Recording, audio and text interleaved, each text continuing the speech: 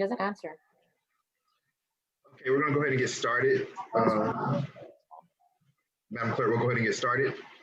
Okay, all right. Good to see everybody here with us tonight. The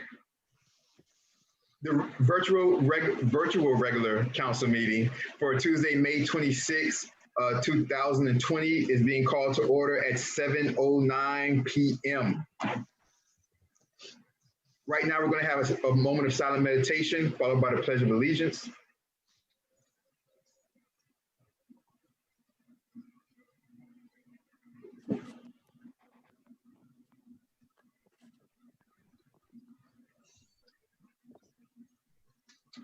I pledge allegiance to the flag of the United States of America and to the republic for which it stands, one nation, under God, indivisible, with liberty and justice for all. Madam Clerk, may I get roll call, please? Roll call. Vice Mayor Nickerson. Here. Councilperson Roman. Here. Councilperson Urba. Here. Councilperson Perella.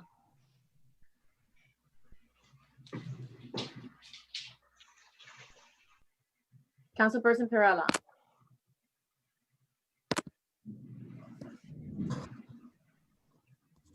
Here. Mayor Cubillos is not on. Also present for the record, Janice Jacoby, Village Clerk. Interim Village Attorney Powell and Village Manager Cristia Lu. You have Thank you very much. At this time, Mr. Attorney, would you please read the procedures and rules for this tonight? Yes, thank you very much. This usually takes a few minutes. On March 20th, 2020, Governor Ron DeSantis issued Executive Order number 2069 relating to local government public meetings. The governor's executive order suspends current laws that require a quorum to be present in person and that a local government body meet in a specific public place. The order authorizes local governmental bodies to use communication media technology, or CMTs, such as telephonic and video conferencing as provided in section 120.54 subsection B2 of the Florida statutes. Further, chapter 28-109 entitled Conducting Proceedings by Communications Media Technology of the Florida Administrative Code provides guidance for the procedures to be followed to conduct a proceeding by means of communications media technology or to provide access to a proceeding by use of a CMT. The governor's order does not waive any other requirement under the Florida Constitution and Florida's Government in the Sunshine Laws. The village is using the Zoom platform to hold this virtual council meeting.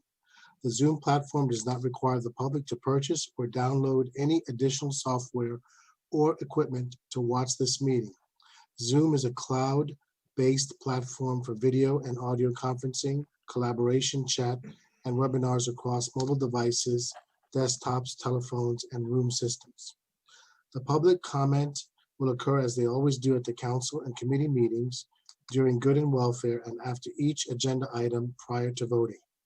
When the mayor or vice mayor opens the meeting for public comment, anyone wishing to participate will have 3 minutes to speak. This is how residents will be recognized to speak in the Zoom application. If you're using a mobile device, just click the raise hand on the button. If you're using your computer or personal computer, click on the icon participants on the bottom of your screen. You will see the option to raise your hand. There are 2 ways to view the meeting on the screen. You can view in a gallery view and a speaker view. The gallery view allows you to view all or most participants at the same time on your screen. In the speaker view, whoever's speaking will be viewed front and center, while other participants will be on the top in smaller squares. Please make sure to mute microphones when not speaking. If possible, use headphones to mitigate sound feedback. When addressing the Village Council, please first state your name and then your address. All comments submitted will be included as part of the public record for this virtual meeting and will be considered by the Village Council prior to taking any action. Everyone participating in this virtual meeting is required to maintain decorum. There'll be no clapping, applauding, heckling, or verbal outbursts in support or opposition to a speaker or his or her remarks shall be permitted.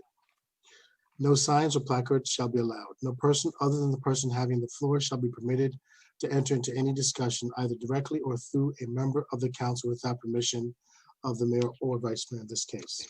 In questions, no questions shall be asked of a council member except through the chair. Any person making personal, impertinent, or slanderous remarks, or who shall become boisterous, rowdy, disruptive, or making personal comments while addressing the council shall be barred from further participation in this virtual meeting by the chair. If at any time during the virtual meeting, the ability of the public to listen or participate is interrupted due to a technical problem, the meeting shall be immediately paused during such time and will resume when the technical problem is cured or corrected. The village has published an agenda for this meeting as well as included in the notice to the public pursuant to our village code and the items and topics that will be addressed at this virtual meeting. Additionally, the public has been given the opportunity to provide public comment during this meeting. Section 286.0114 subsection 4C of the Florida statutes specifically authorizes the village to prescribe procedures or forms for an individual to use in order to inform the council of a desire to be heard, to indicate his or her support, opposition, or neutrality on a proposition. The village has provided a procedure to indicate, among other things, support for his or her opposition or neutrality on the items and topics to be discussed at this virtual meeting. Members of the council, are you comfortable with the notice provision set forth and these rules or procedures we have established for this virtual meeting? Yes. Yes, Mr. Attorney. Thank you. Thank you very much. At this particular time, council, we're going to move on to approve the agenda. Hopefully the mayor will be here. Hopefully she'll be able to come in. If it would be okay, because I know she wants to do the proclamation. I'm pretty sure she probably wants to do the swearing in of Madam Manager. You have something you want to say? Yeah, I do. The mayor asked if I would please read the proclamation for Ms. Betty Wright. And I'm sure that Chief Magnuson could move forward with the swearing in as well. Okay. All right. So we'll do that. All right. So as far as the agenda, this is the moment in time, council, to where you can add, delete, say your opinion about the agenda. If not, would I have a motion to approve? Can I have a motion to approve the agenda? Motion to approve the agenda. A motion. Do I have a second? I'll second the motion. Thank you very much. Motion made by Councilperson Roman, motion seconded by Councilperson Urban. All in favor say aye. Aye. Aye. All opposed say nay. Hearing no nays. We're moving on. Approval of the minutes for last council meeting, virtual regular council meeting. The only thing that I found, which it's not a huge deal, but the only thing that I found was that Courtney Kirk's name wasn't spelled right, just the last name. Like I said, it wasn't a huge deal. What I read from what he said and everything, that was accurate.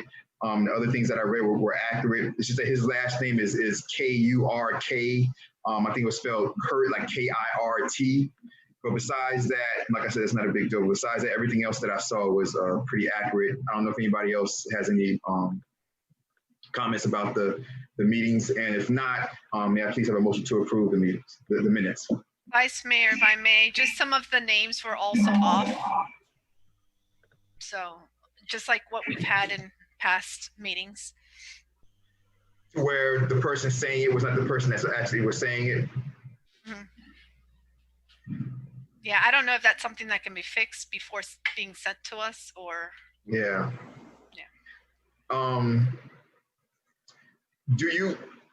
Well, let me ask the council, do you guys want to pass these minutes? Because we're passing minutes and there's certain people that are, that were, certain things were attached to names to where those individuals didn't say it. Do we want to try to correct those and table these right now, try to correct that so that, it's accurate that this person did say this for the record? Do I have a motion to table if that's the case? I would motion to table. Do I have a second for tabling? Yes. Thank you very much. motion to table the minutes until next meeting, made by Councilperson Roman, second by Councilperson Perrella. All in favor say aye. Aye. Aye. All opposed say nay. All right, hearing none. So we're moving right into the acknowledgements of visitors and or special presentations. F1 is a proclamation for Betty Wright. Madam Manager, the floor is yours.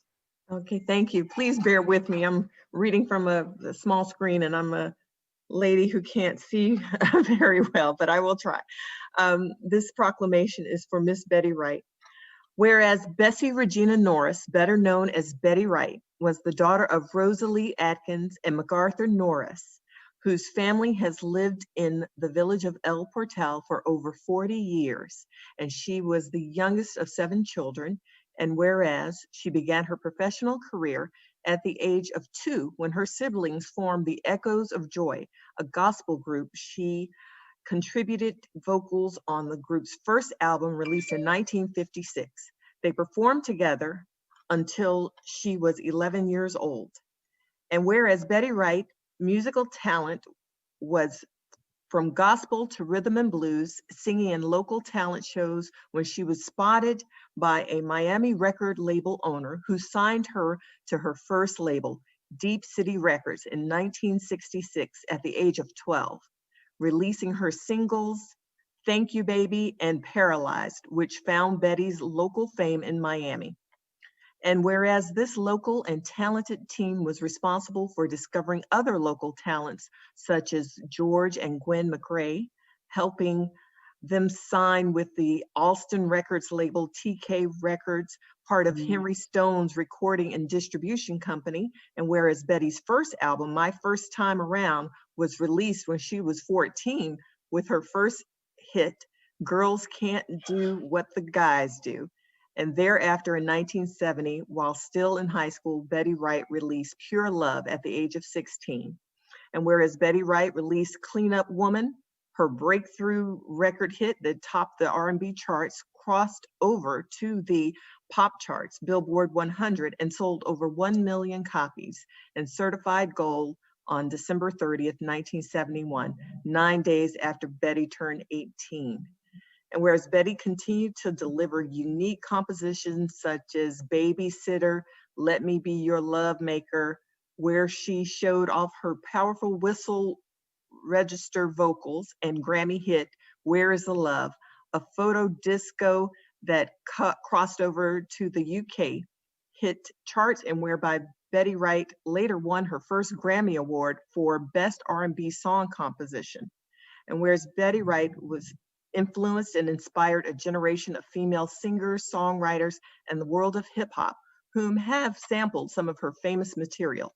And whereas Betty, the first woman to have a gold record on her own label, Vanity, when the album Mother Wit was released, and notable for the hits No Pain, No Gain, and After the Pain.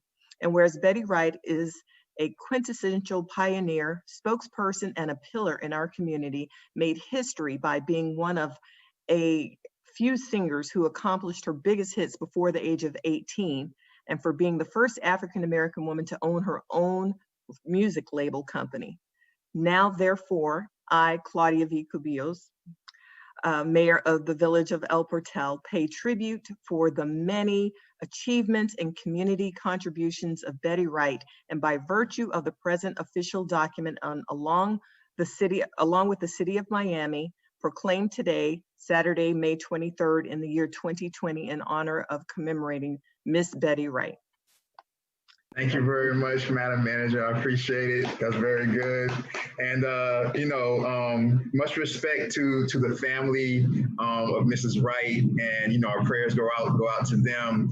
And, we just keep them in our thoughts and our prayers, man. It's always, it's always bad when you lose a family member, but it's even more when you lose a pillar from your community and things like that. So, she's in our prayers. She had a wonderful life. She gave us, she left a legacy of music that we'll be able to enjoy, for years and years to come. So, she'll still be here with us, and her life lives on through her music and for society to enjoy.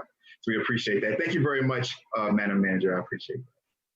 So we're going to move on to F2, and this is the swearing in of Officer Fanjul. Hope I pronounced that correctly. And, Yes, sir. and Chief Magnuson, how you doing? How you doing, my brother? Chief Magnuson, I don't see him, but the floor is yours, my brother. Chief Magnuson was just here. I'm sorry, you may have been booted off. I've gotten a couple of text messages. Some people have been lost. So the power going on in and out, Yeah. Yes. Let me ask you, Mr. Attorney, let me ask you this. If, for example, for instance, if my power gets booted off, let's say, there still be a quorum of 3. Who takes over next? Is it by seniority? So would that be Councilperson Roman? Would then take the meeting from there? That's a good question. The charter doesn't address that issue. It only contemplates if the mayor is not available, the vice mayor would run the meeting. So, I mean, I would suspect that that would be the order of chairmanships of the council meetings for availability. Let me take a quick look at the code and see if I'm correct, and I'll let you know. I have it right here. I think Chief Magnuson is with us now. Is he back? Yeah, I see his name. Yeah, I'm trying to get it now. You can see me. I had to go off and come back on. I lost all audio. So let me see what I can do here to get back onto the video screen here. Start video. I think we're gonna be good. All right, we're back. All right, the floor is yours, Chief Magnuson. We're at the point where we're gonna do the swearing in of Officer Fanjul. Very good. Thank you. First of all, Thank good you very evening, much. everybody. Thank you. This is always a great time when I can bring somebody aboard to join the ranks of the El Portal Police Department.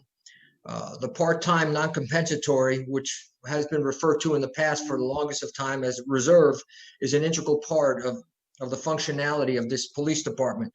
We have a very solid core of hardworking officers, like the compensated full-time officers who work great deal of professionalism serving the citizens of El Portal. The full-time officers work hand in hand with the part-time non-compensatory officers. There's really no difference. They're well loved. It's all one family. It's a good family. And again, at the end of the day, it's for the citizenry of El Portal, which is our first motivating factor to be there for them. It's great camaraderie within the ranks, but it's also important to keep in mind that not everybody that applies gets on.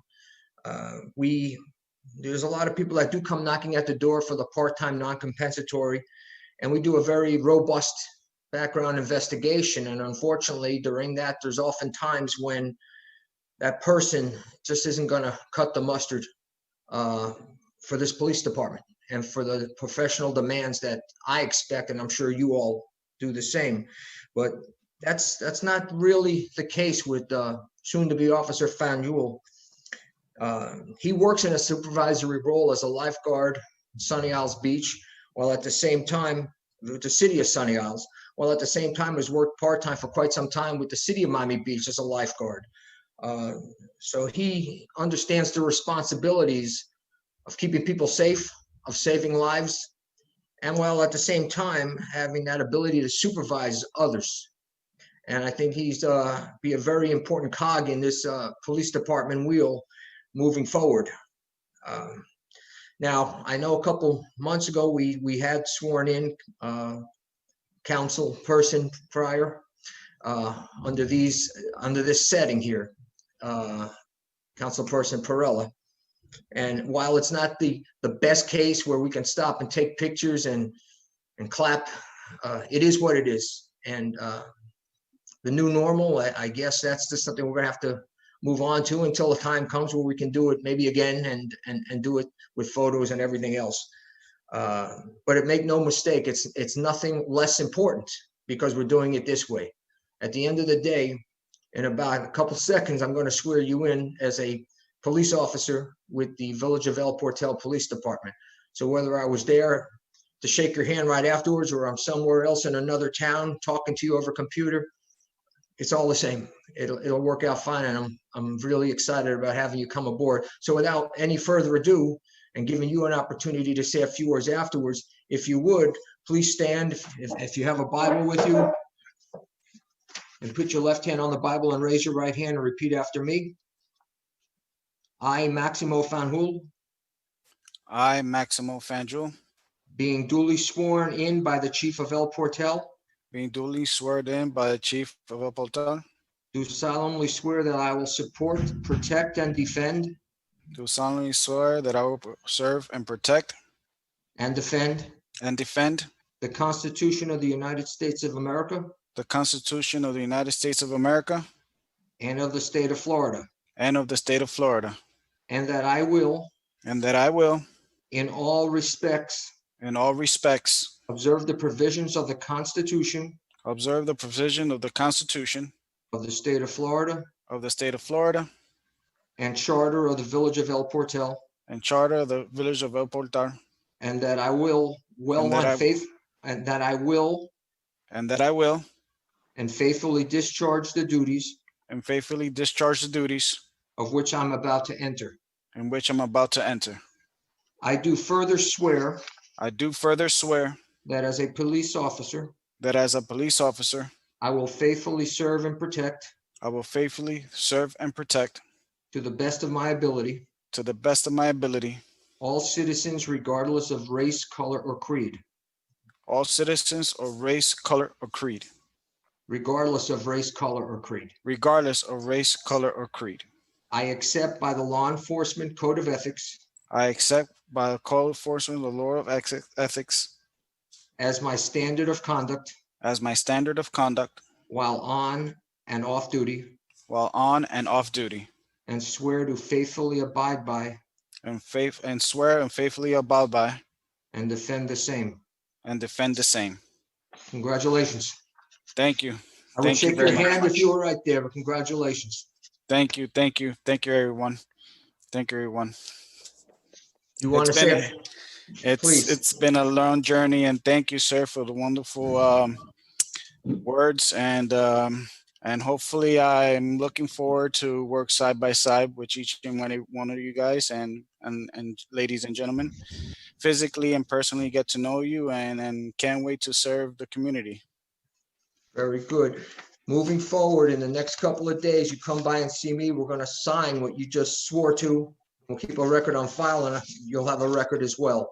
Yes, sir. That'll make it formal. But right now, congratulations and welcome aboard. It's good to have you. Thank you, sir. Thank you, Thank you. everyone. Thank you. Thank you. Thank you. Congratulations. Welcome Can't wait. Can't wait. Thank you very much. Thank you. Thank you very much, Chief Magnuson. I appreciate it. Sir, thank you. We all appreciate it. Thank you very much. Thank you all. All right. At this moment in time, we're going to move on to good and welfare. This is a time right now for anybody who's watching us.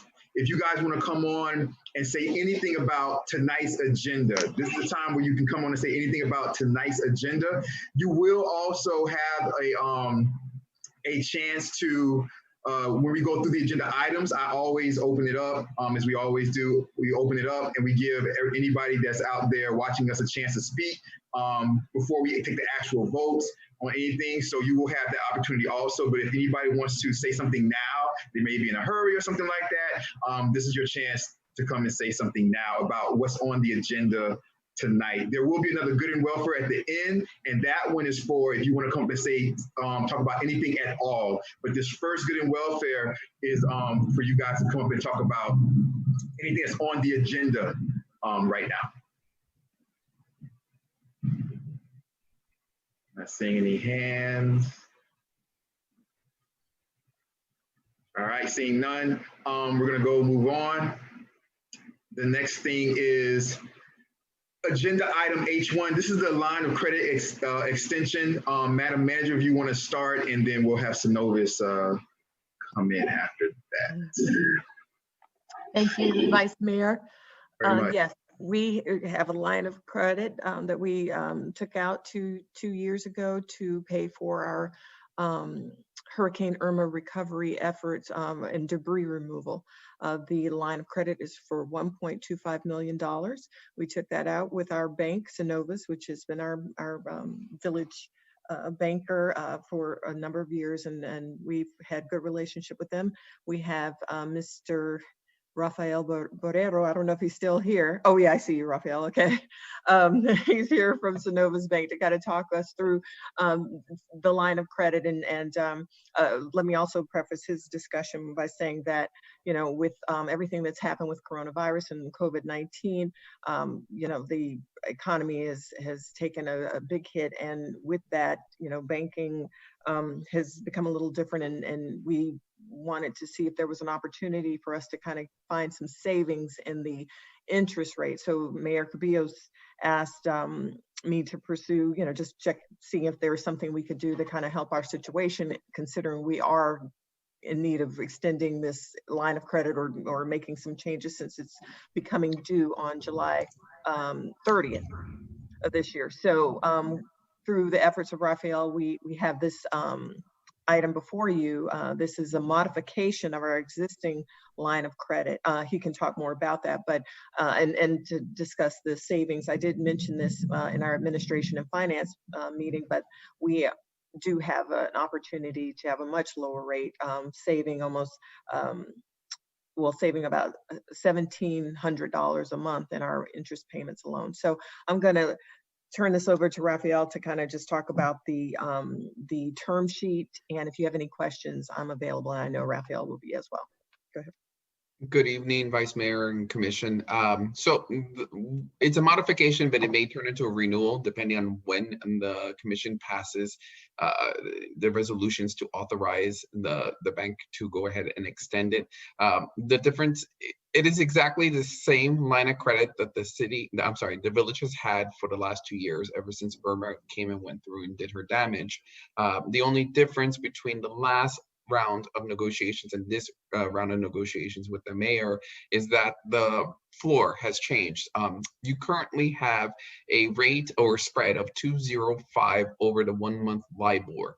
I haven't checked it today, but the floor on your current line of credit is 4.51. So even if LIBOR was at 0%, you would still be paying 4.51.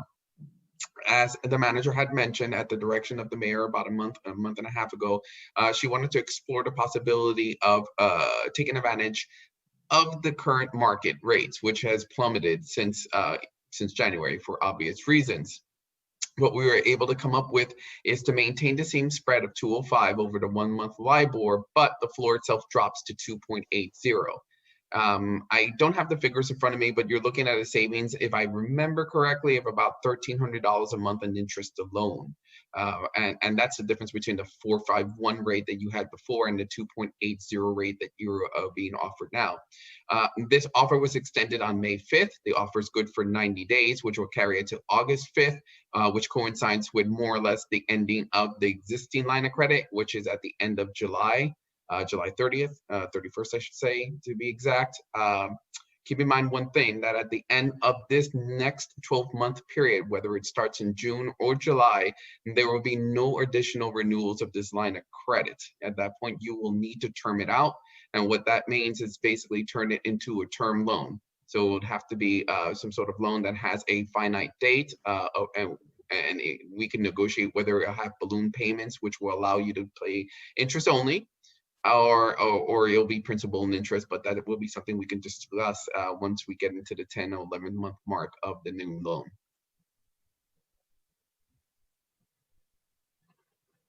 Thank you very much. Does I may have a couple of questions, but they may be answered. Does anybody, we'll go to the council first. Anybody from the council, do you all have any questions for either the manager or Mr. Borrero?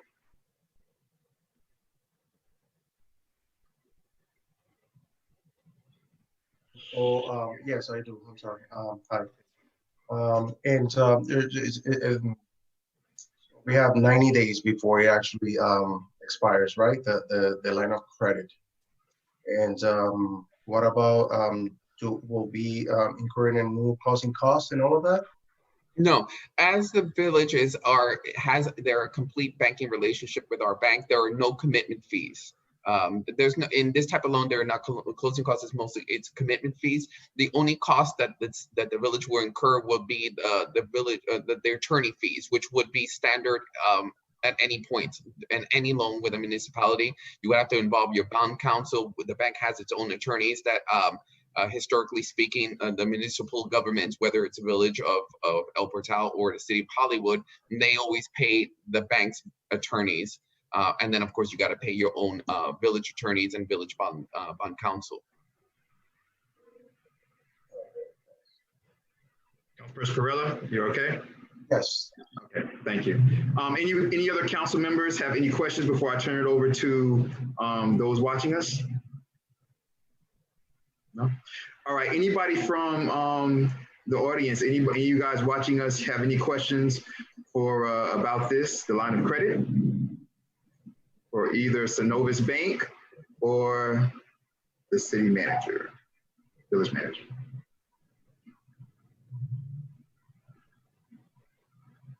I'm not seeing any hands.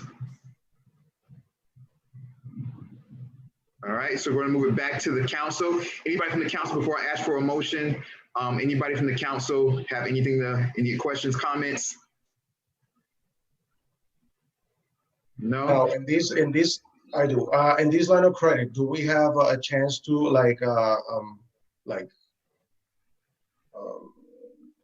add to make payments to the principal or amount to the principal? Absolutely. We again, as a benefit of being a Synovus customer, a full relationship customer, one of the, aside from not having a commitment fee, which would be standard on this, there's also no prepayment penalty. So, and that's the whole point to having this line of credit, is all the fees that, well, all the charges that the village incurred for the cleanup of Irma is the line of credit right there. If FEMA and the state of Florida when they finally release the funds that the village is due, at that point, part of the contract is those fees must go to pay off the line of credit.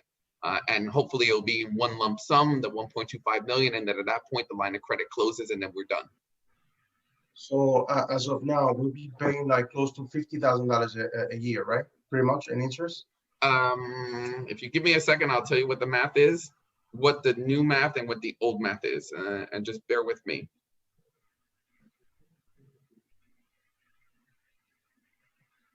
$56,375 under the old, that's existing today. Once you renew it at the lower, assuming it stays at 2.80, which is the floor, it's $35,000.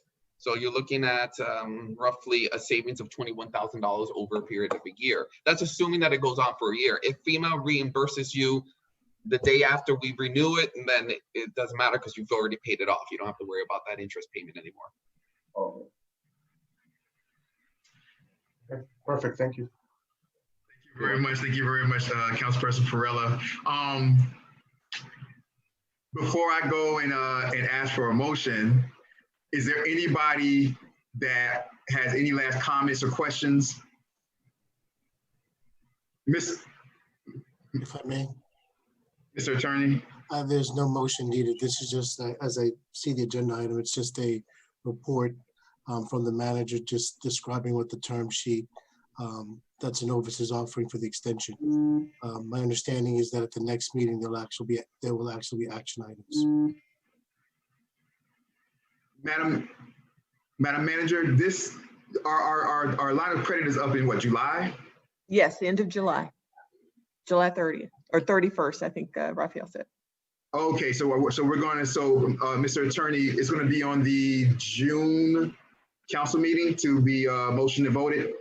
Right, it's going to require 2 readings. Yes. Like the last time, so you'll have the first reading of the ordinance at the June and then the second at the July. Okay, all right, so the first is going to be the June, second in July.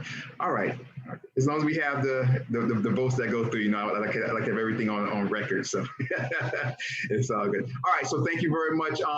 Anybody else? This is it. We're going to move on to the next thing. Last comments, questions? Before you go on, I wanted to point out one thing. Once this line of credit matures at the end of July, at that point payment is due. So if it doesn't get passed, payment is due.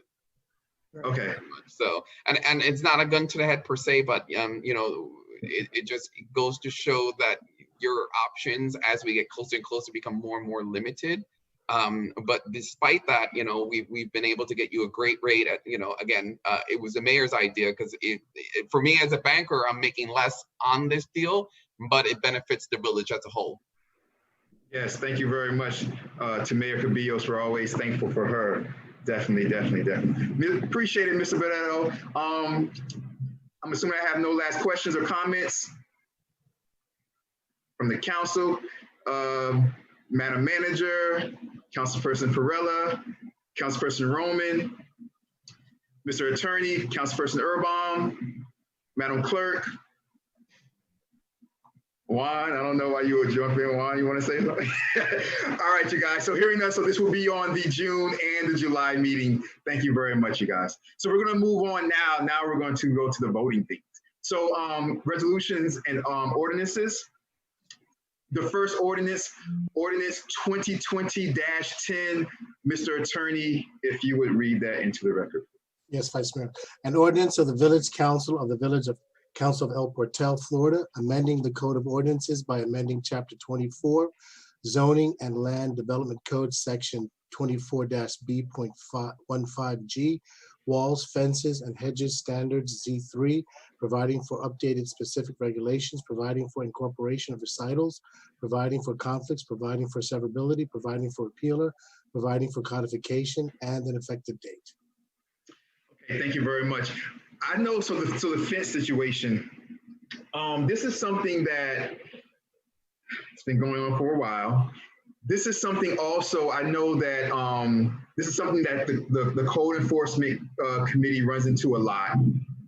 I know in the last Code Enforcement Committee that this came up, I believe it was in the last Code Enforcement Committee, this came up also about the fences, and we discussed this ordinance that was coming up. This is the first reading for this ordinance.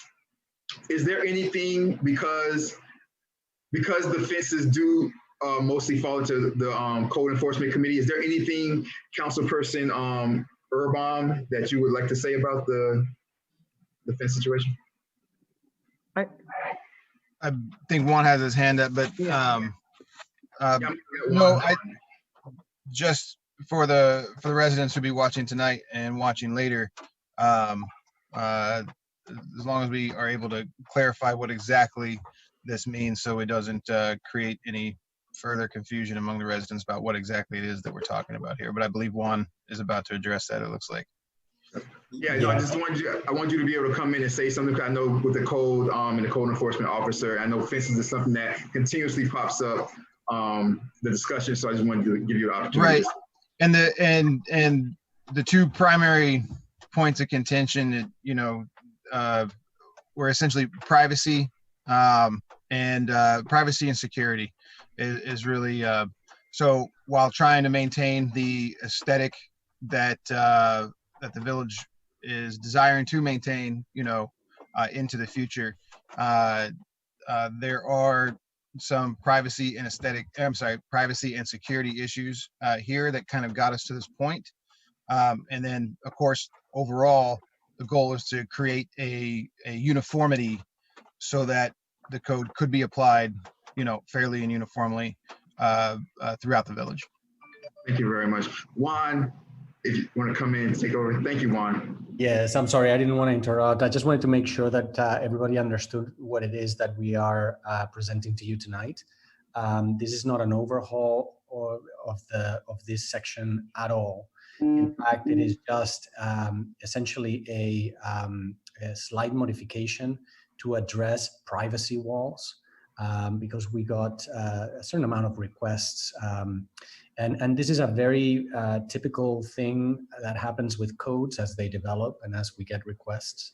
And this specifically tonight, what we are trying to address is I wouldn't call it an oversight, but we are, fine tuning the code to allow for privacy fences within the back of the lots and the side abutting lots between two property owners, allowing them to have a little taller of a privacy fence than what you are allowed in the front, and also be a little bit more specific as to which kind of materials can be used in the back. So currently fences in the code are addressed in a general manner. Here, what you are voting on tonight is a slight modification so that people are allowed to have more privacy in the back of their properties. That's what essentially is doing. I can go in more detail, of course, if you would like. There's also, I'd like to point out for the residents that are watching us and yourselves at the council, that the whole report or the meeting, the notes on this are on the website. They can find them. There's also a couple of diagrams that show exactly where these fences, these privacy fences can go. The diagram, if they look at it, it's the blue line that is on the diagram, and it is on the website for anybody to make reference to. Again, I'll answer any questions that you may have, but I wanted to point out that this is not an overhaul. We're not trying to change fences in the front. We are not addressing any additional or any complicated issues. We're just addressing the issue that people might want to have a certain amount of privacy in the back of their properties.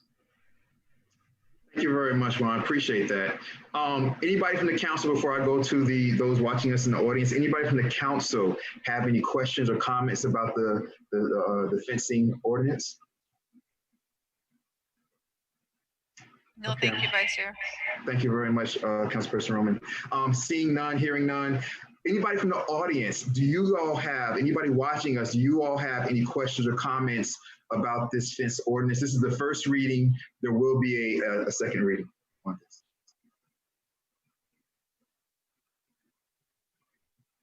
Okay, I'm not seeing any hands. Like I said, there will be a second reading on this. So if anybody Vice Mayor, yes. Courtney had his hand raised. Oh, come on, I didn't see that. Okay, can we please have Courtney Kirk come in? Okay, there you go. I see him. Thank you. Can you just say your name and address for the record, please? Thank you, Mr. Chairman. Courtney Thank you Kirk, very much. 5 Northeast 87th Street. Just a quick question. If we could get a little bit more detail on the changes or adjustments for the PVC fencing. I wasn't able to clearly follow what has changed on that. I'd appreciate some explanation. Thank you. If you'd like, I can address that. Yes, Juan, please, if you can, please.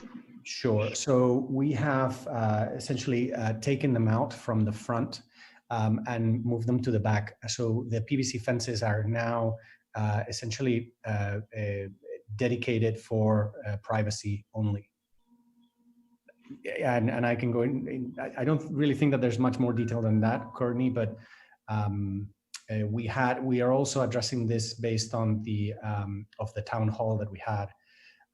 Generally, the survey showed that people did not like the PVC in the front, but we had to give that the opportunity to have it in the back, where is the longest part of a property typically on the inside of the lot.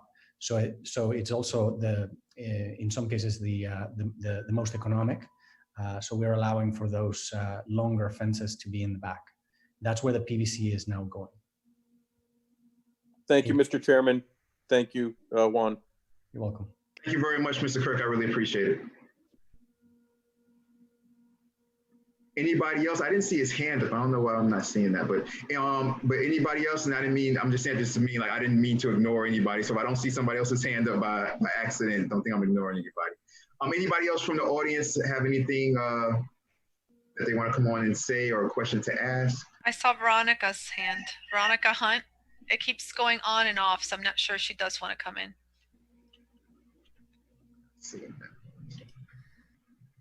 Mrs. Hunt.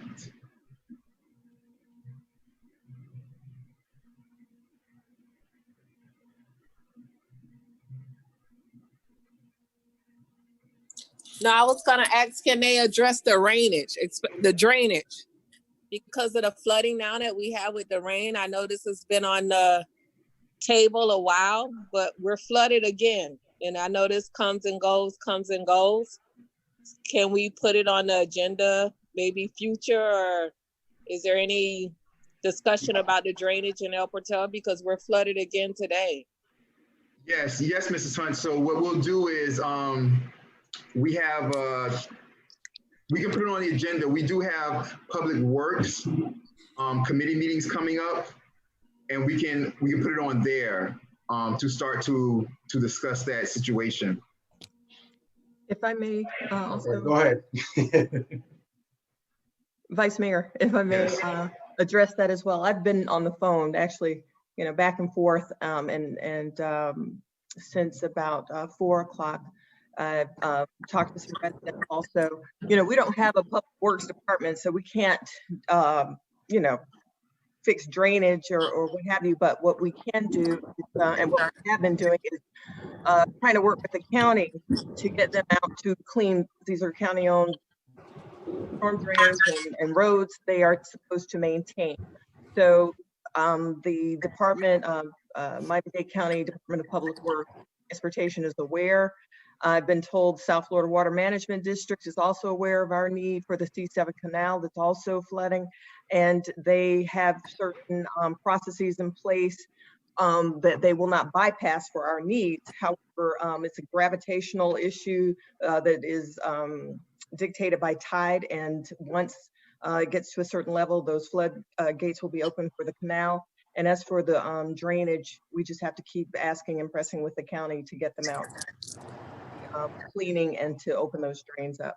So that's where we stand now. I mean, we have our El Jardín garden stormwater projects going, but those are not going to be able to work fast enough to get that done, and that's only in one specific area of El Portal.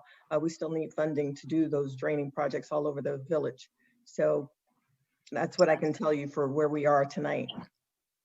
Yeah, but flooding is something that continuously comes up. This is something that it seems like it's getting worse and worse and worse as time goes on. So my suggestion was that we continuously try to bring it up so that it just doesn't because this is the thing. Flooding comes up, and then we unfortunately don't usually have the funding to do what we can with the funding that we get. But then we don't really mention it as much until there's another reason to mention it. So my suggestion was simply that if we put it in Public Works, it's something that we can continuously start to check up on, remind ourselves to check up on, and things like that. That's the only reason why I said that. To that, Vice Mayor, if I may, it is in my monthly report every month, and I know I've made the new chair of Public Works very aware of what's happening with storm drainage problems and projects that we're working on. So we'll just continue to work on that. I think it is important to always mention it, because that is, those, besides that, it's septic to sewer. Those are our two water projects that are major for us. And we've been trying to get funding from the state. We just got an earmark for $100,000 from the state for more stormwater drainage projects in the village, but we're waiting to get that from the governor at this point. So it's fine. I think the conversation is something we will always have to have for the village, because we have to do it. We have to do it. Thank you very much, Madam Manager, for all your work. Thank you. Councilperson Corella, I know you're in charge of Public Works. Is there a comment you want to make, or? Yeah, as Mrs. Alou just said it, I know that I've been briefed about, what's been going on with Public Works and the septic sewer and the stormwater, that we got the funding. As a matter of waiting for the engineering and all of that to start work. And like she's mentioned, it's just in a specific area, and the drainage along the two sides are pretty much from the county. So I guess we just have to keep pushing them to help us in solving the situation, because it is having the river so close to us, and seawalls and all of that has to be, I guess, repaired and take it up to what's coming, climate change and all of that. So it's a very sensitive item that we need to address, and I'm committed to it. So thank you. Thank you very much, Councilperson Perrella. Anybody else from the audience about the fence ordinance? You have Evie and you have Ms. Hunt again. Do we have Ibis? Yeah. Bring Ibis in.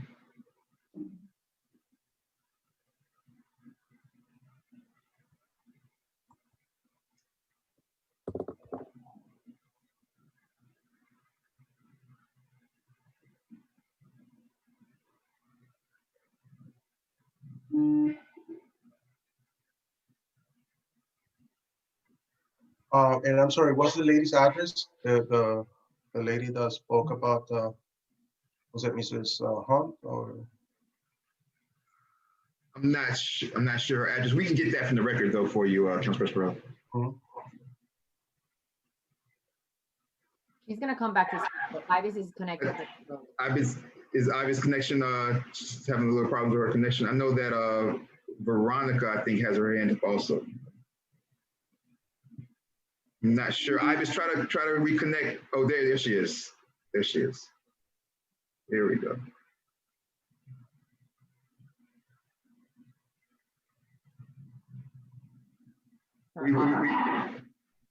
We can't hear you, Ibis. We can't hear you. I'm sorry, this is Veronica. Ibis and I are on the same street, but no disrespect to the current council, as a resident for 20 years, this is a constant problem that's always tabled. And the one time it was addressed, they cleaned out the drain and it helped that one time, and that was it. I would really appreciate if this could be pushed a little bit further, because this side of El Portal is always the forgotten side, the side that's least addressed, the side that's not prioritized. And it just seems like we're not getting the same attention that's given to the other side. I mean, I've taken pictures. Ibis has 11 inches of water in her garage. That's probably what she wants to mention. And, you know, she's a new resident. She hasn't been here that long. I've been here 20 years. And this problem has been here 20 years. And it's always tabled. It's always the same issues. And like I said, no disrespect to the current council, but I just wish more attention could be given to this issue on this side as it would be given if it was on the other side of Miami Avenue. Thank you. Thank you very much, Mrs. Hunt. And we'll bring Ibis in. Let her, audio is not working. It's her audio. Ibis, your audio.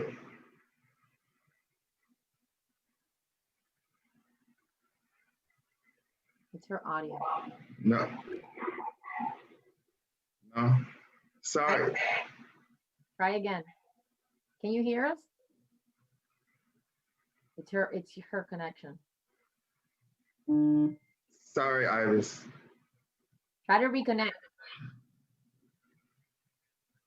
Yeah, if you can reconnect, we'll put you back on. Vice Mayor, we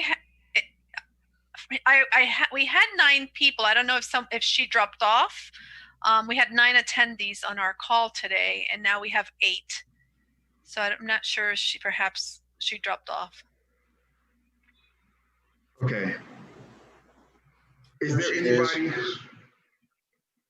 there anybody else? Who's next? For some reason, I can't see the hands, so I'm trying to see them sometimes. No, there's no hands. There's no hands. Okay. Yeah, I just want to say to Mrs. Hunt that you know, I appreciate her words. You know, we try to address all areas of El Portal equally, and I think we do as good of a job as possible doing that. The thing about it is that just throughout history, you know, I've been on council for a while. There may be that we get certain, so all of El Portal needs to be taken care of.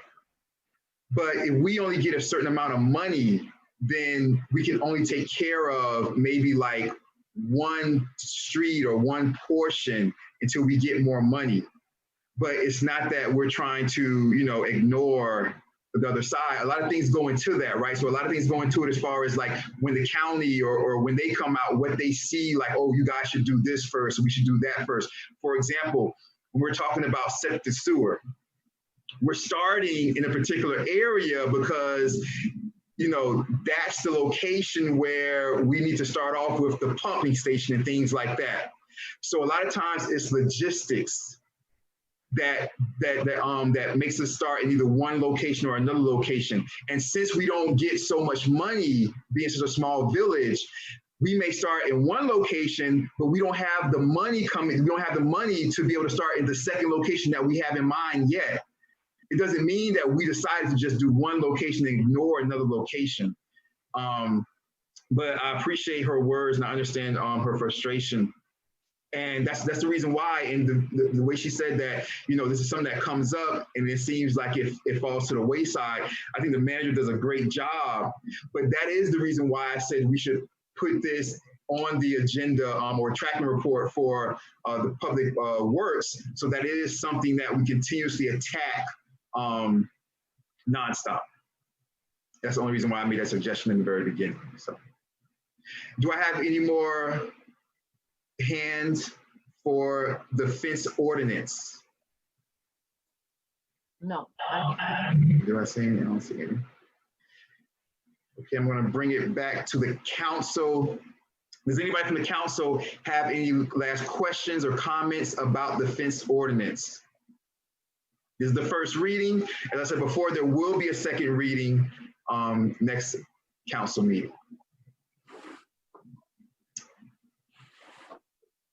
All right, hearing none. Before I get a motion to approve, or before I get a motion, Madam Manager, do you have anything you want to say?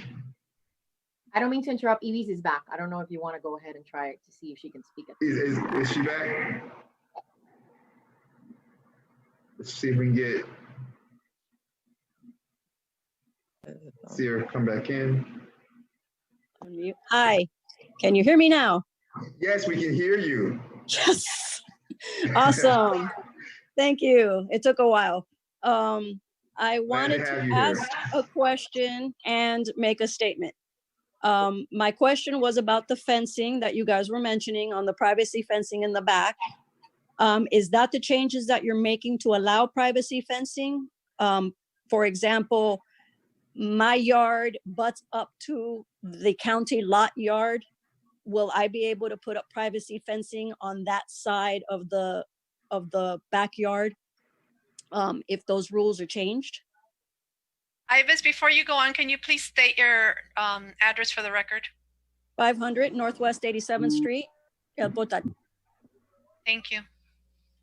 I can address that. Yes, the changes that we are proposing to the council are to allow privacy fences on the side and on the back of your lot, 6 foot, with multiple materials, including PVC. Okay, great. Thank you, because I am really looking forward to that kind of a change because, again, I do butt up to a county lot, and we do have a lot of people that come through that lot now, especially when this quarantine has been around and we've had so many people walking through the neighborhood. They've discovered that there's a big empty lot that lets you look into the river. So it's become a very popular hotspot for people to come and gather and hang, which is really frustrating when you have absolutely no privacy into my backyard. They can basically look into my backyard and access my backyard at all times right now. So I think that's a very positive move to at least be able to allow that between not only houses, but for example, mine. And then the statement that I made, I would like to go back to what Veronica was discussing, which is the flooding. I have currently 11 inches of water in my garage right now. I can't leave my house because the water in my front yard is completely surrounding me and it reaches up to my knees. And my cars are parked halfway up the street on the next block because the water was about to breach inside the doors of my car. This is the worst I've seen it since I've been here. I've been here 6 years now. And this is as bad as it was during Hurricane Irma. I cannot currently leave my house. Anybody that drives through the street is actually pushing so much water into my yard that it's causing a wake. So it's not reaching my front door only because we're that much higher. But if it goes any higher, it will reach my front door. So we really need to address that. And the suites drain in the front is completely clogged. It's not doing a thing, and the water is just about at their garage, and they're higher than we are. So he says he got a little bit. We're actually talking to him currently right now, and he did get a little bit of water in the garage, and they are taking pictures as well. I've taken pictures of my front yard and the side yard and the garage, so I can forward that to anybody that may need it.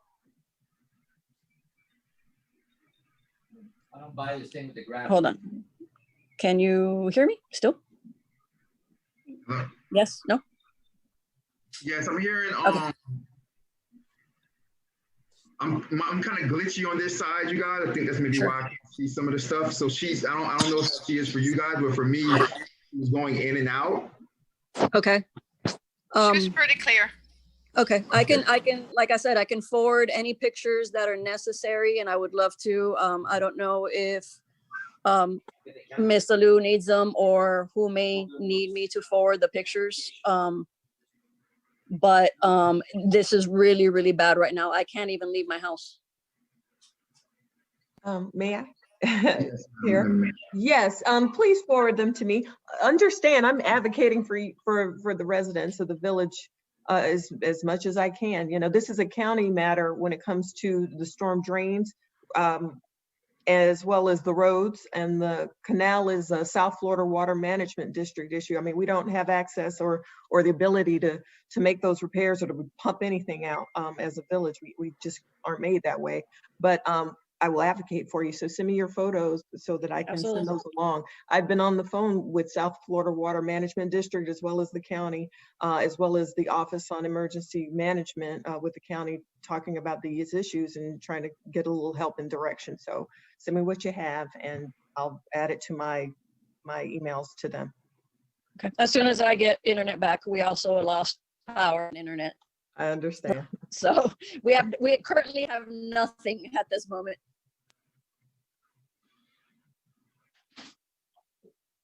Taking the freaking cones.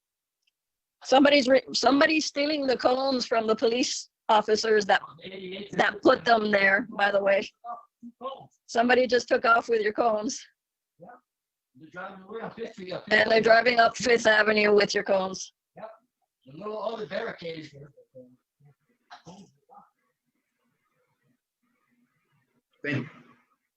I'm really glitchy on this side, you guys. Like the entire screen is freezing. Made a right turn on 89. Well, whoever took them and made a right turn on 89th Street. Just FYI. Okay. I see the chief working on something, so maybe that's why he stepped away. Just wanted to let you know, because I'm looking out the window right now, and that's happening. This may be the first time Zoom solves the crime. Thank you. Crime in action.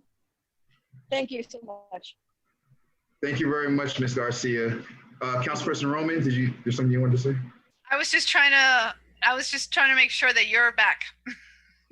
Was I okay? Did you guys see me the entire time? We saw you the entire time. Just trying to make sure that we get back to the point of order. He seems frozen.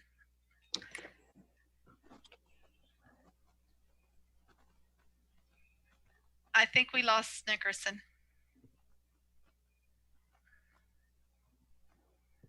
Okay, Nickerson. You guys see me? We see you. Okay, you guys disappeared for a second. You froze. I'm really glitchy on this side, you guys. Well, maybe we should. No, we're gonna get through this. If something happens to where, see, this is the thing that I asked before, but if something happens to where I go out completely, hold on a second. If it happens to where I go out completely, we'll have Councilperson Roman take the meeting over, because with the three, Councilperson Perrella, Councilperson Erbaum, Councilperson Roman, it's still a quorum. And then if I go off, I'll try to come back on as soon as I can. All right, but I don't want the meeting to have to stop because of me. So if I do tend to have to go off, or if something takes me off, just have Councilperson Roman continue the meeting, and then I'll come back in. All right. Do I have anybody else about the fence ordinance? First reading fence ordinance. I have an update on the cone thievery. It was a gentleman that assisted us with bringing out some cones initially. He had to move them to go elsewhere. We got our own cones and everything open. It's his cones. Everything's fine with that. We're aware of it. Thank you very much, Chief. We appreciate that. Thank you very much. Always got to know where the cones are at. All right. Do I have anybody else from the audience for the fence ordinance? I am seeing no hands. Since I'm glitchy on this side, I just don't want to bypass anybody. That's what I'm trying to avoid.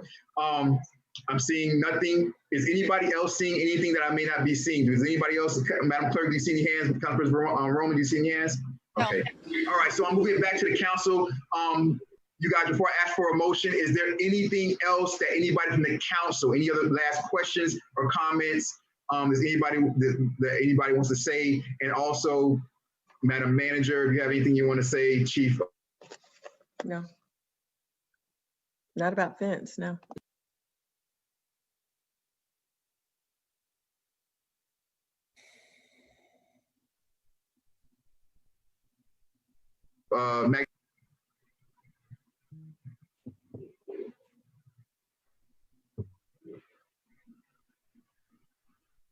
Hello? You guys hear me? Yes. Okay, you guys disappeared for a second. All right. Anything I want to say? Do I have a motion? Do I have a motion to adopt the ordinance 2020-10? I'll motion to adopt. Thank you very much. Do I have a second? Second the motion. Thank you very much. The motion was adopted by Councilperson Roman, seconded by Councilperson Urban. Madam Clerk, may I have roll call, please? Roll call. Councilperson Perrella. Go ahead. Councilperson Perella's not even on. Councilperson Perrella getting knocked off? He said he'd been on and off. He did say that he was getting on and off.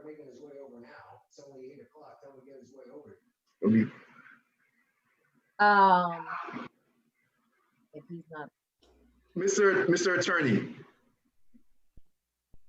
Yes. If we still have a quorum, but a council person was knocked off that was part of the original meeting, can we still take the vote? Yes. Yes. As long as you have a quorum, motion is second, you can vote.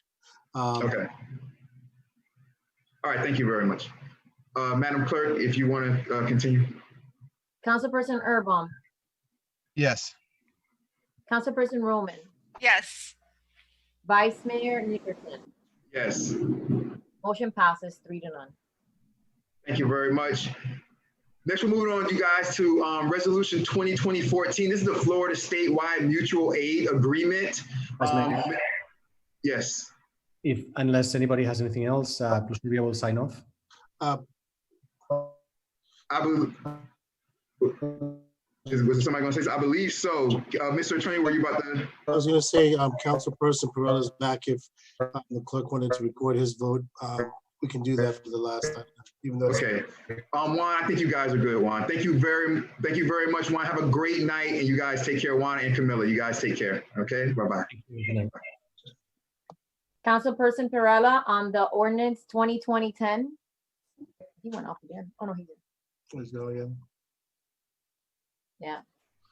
No. Is he back off?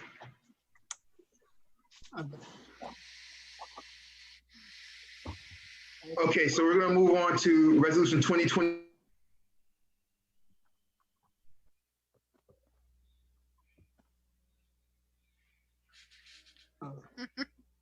No, he's frozen. We have to wait for him to unfreeze.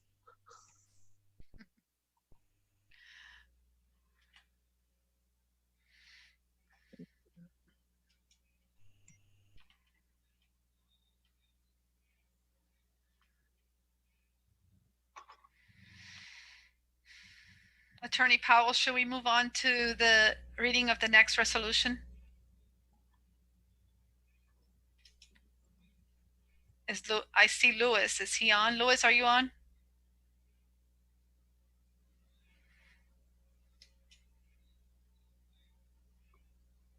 I see that his name is in the screen, but I don't see any connection or his mic being on or off. So right now we don't have a quorum. Yeah. Yeah, that's one of the things that we read at the beginning. To the extent that we start having these difficulties, these two items may have to be tabled, so we can wait a few minutes until we get our full complement back. If not, we'll just have to table the other items. So hopefully it'll get back on shortly. Hello? Hi. Hello? Hi. Hello? Okay, we see you. I see two of you. You froze. Yeah. You froze. Yeah, I haven't been able to hear anything. That's 15 minutes. Yeah.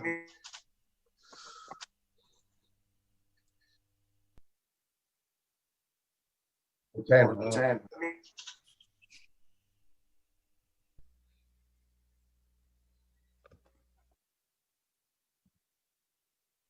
Eunice, is there a number that he can call? Or does he have to be on video?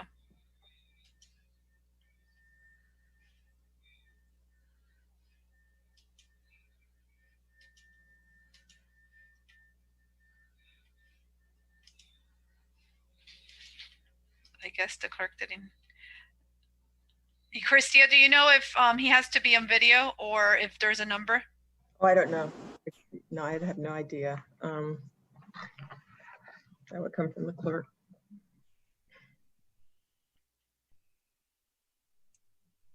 Councilperson Perla, can you hear us? Yes. Oh, he's back. Okay, excellent. So then we should probably move on to the reading of the next resolution. Okay, a resolution of the Village Council of El Portal, Florida, approving the Florida statewide mutual aid agreement, providing for severability and providing for an effective date. Excellent. Village manager, do you want to go ahead and give us a brief on this? Yes, absolutely. As we are experiencing all of these torrential rains and talking about our line of credit, we are preparing for this hurricane season that starts June 1st. We're expecting some big events, and for that we need to be really prepared. We are now pursuing assistance from the state as well as the county, and through that will be this statewide mutual aid agreement that will provide the Village of El Portal will have the ability to enter into mutual aid agreements within the state for reciprocal emergency aid and assistance in cases of emergencies that are too extensive to be dealt with unassisted, and that the Florida Department of Emergency Management has the authority to coordinate assistance between local governments during emergencies and concentrate available resources where needed. We're a small village, so clearly we would have a lot of need. Any big event any small event is even a big event for us, but this will allow larger entities to assist us where possible. And I think this is a good option for us. It also accesses us for uniform protocols for the establishment and maintenance of a coordinated interface with federal and state government as well. So that would help us with reimbursement as well.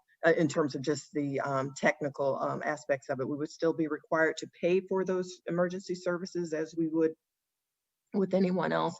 But I think it'll help us kick the can a little farther down the block in terms of just being ready and prepared if something happens, considering our financial state now.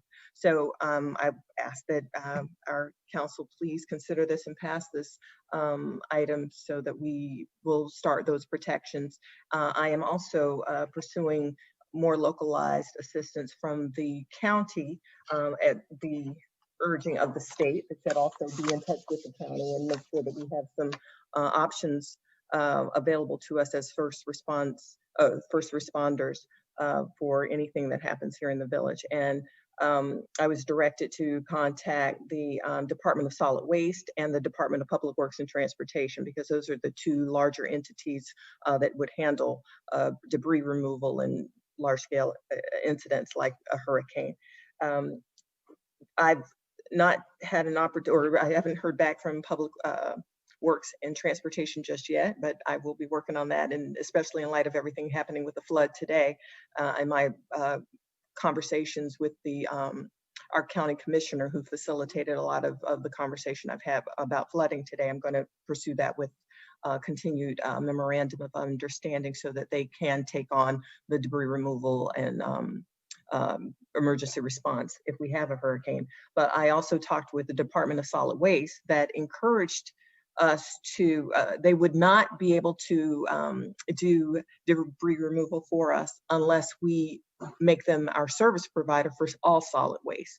So I am presently awaiting some quotes from them as to what that would cost, so that we can kind of cross-reference that with our current solid waste service provider, which is Waste Management. I think it's important to just see what's available. We've discussed in the past doing, you know, an RFP, because we have had the same contract for a while and done some extensions, and it doesn't hurt to see what's out there.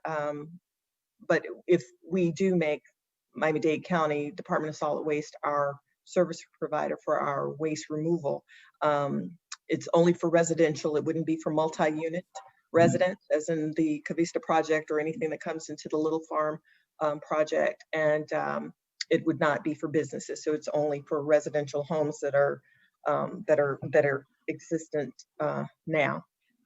That's okay. I think it's still worth a look. So I will present all of that when I come to it, when I get those quotes and that information to the council. But for now, I ask that we move forward with the mutual aid agreement so that we do have some protections in place. Okay. Does that include, just out of curiosity, recycling as well? The solid waste, Yeah. well, I'm sorry. Yeah, we get that through the county. Our solid waste contract is World Waste, and that's a contract. So we would probably just stick with that because it is a county contract. It is through the contract. Okay, got it. All right. On the, just real quick before the council, Vice Mayor Nickerson is back on. Is there anything on that it's not included in that mutual aid agreement? No, it's clear. Well, the only thing that's not included is that we would have to manage our own reimbursement requests from the federal government, and but they would handle monitoring, the debris removal site, that would be away from the village of El Portal, and that is a concern for us as well. As we went through Irma and saw that we had to use the sanctuary now, the church parking lot as our debris removal site. So we really have to think about these things as we move forward, because that option won't be available to us, and that's fine. So the only thing we'd have to be responsible for is the reimbursement process. Okay. And just for the purposes of our audience, can you explain what that means? For us to be, for us to manage our own reimbursement process? Meaning we would fill in all paperwork and receive whatever documentations necessary from federal or state government that would provide reimbursement opportunity, because we are paying for the debris removal from the county or from the state or whomever is going to provide it through the mutual aid agreement. We would have to pay for that at a rate that's already established, and we would just accept that rate. And once we pay, then we would be responsible for submitting the documentation necessary to be reimbursed as a village.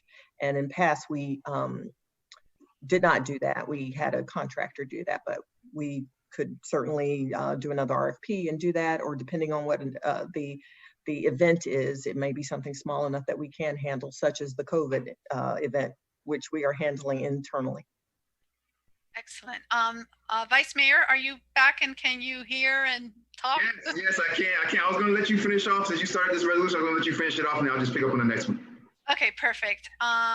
Thank you. So I guess we'll open it to the rest of the council. Does anyone on the council have any questions in regards to this resolution? I have just a couple questions, just for clarification. Go ahead, Herbal. So then I believe I had asked this at the last, I think it was a committee meeting. By entering into this mutual aid agreement, are we precluded from being able to contract with anyone else other than the county?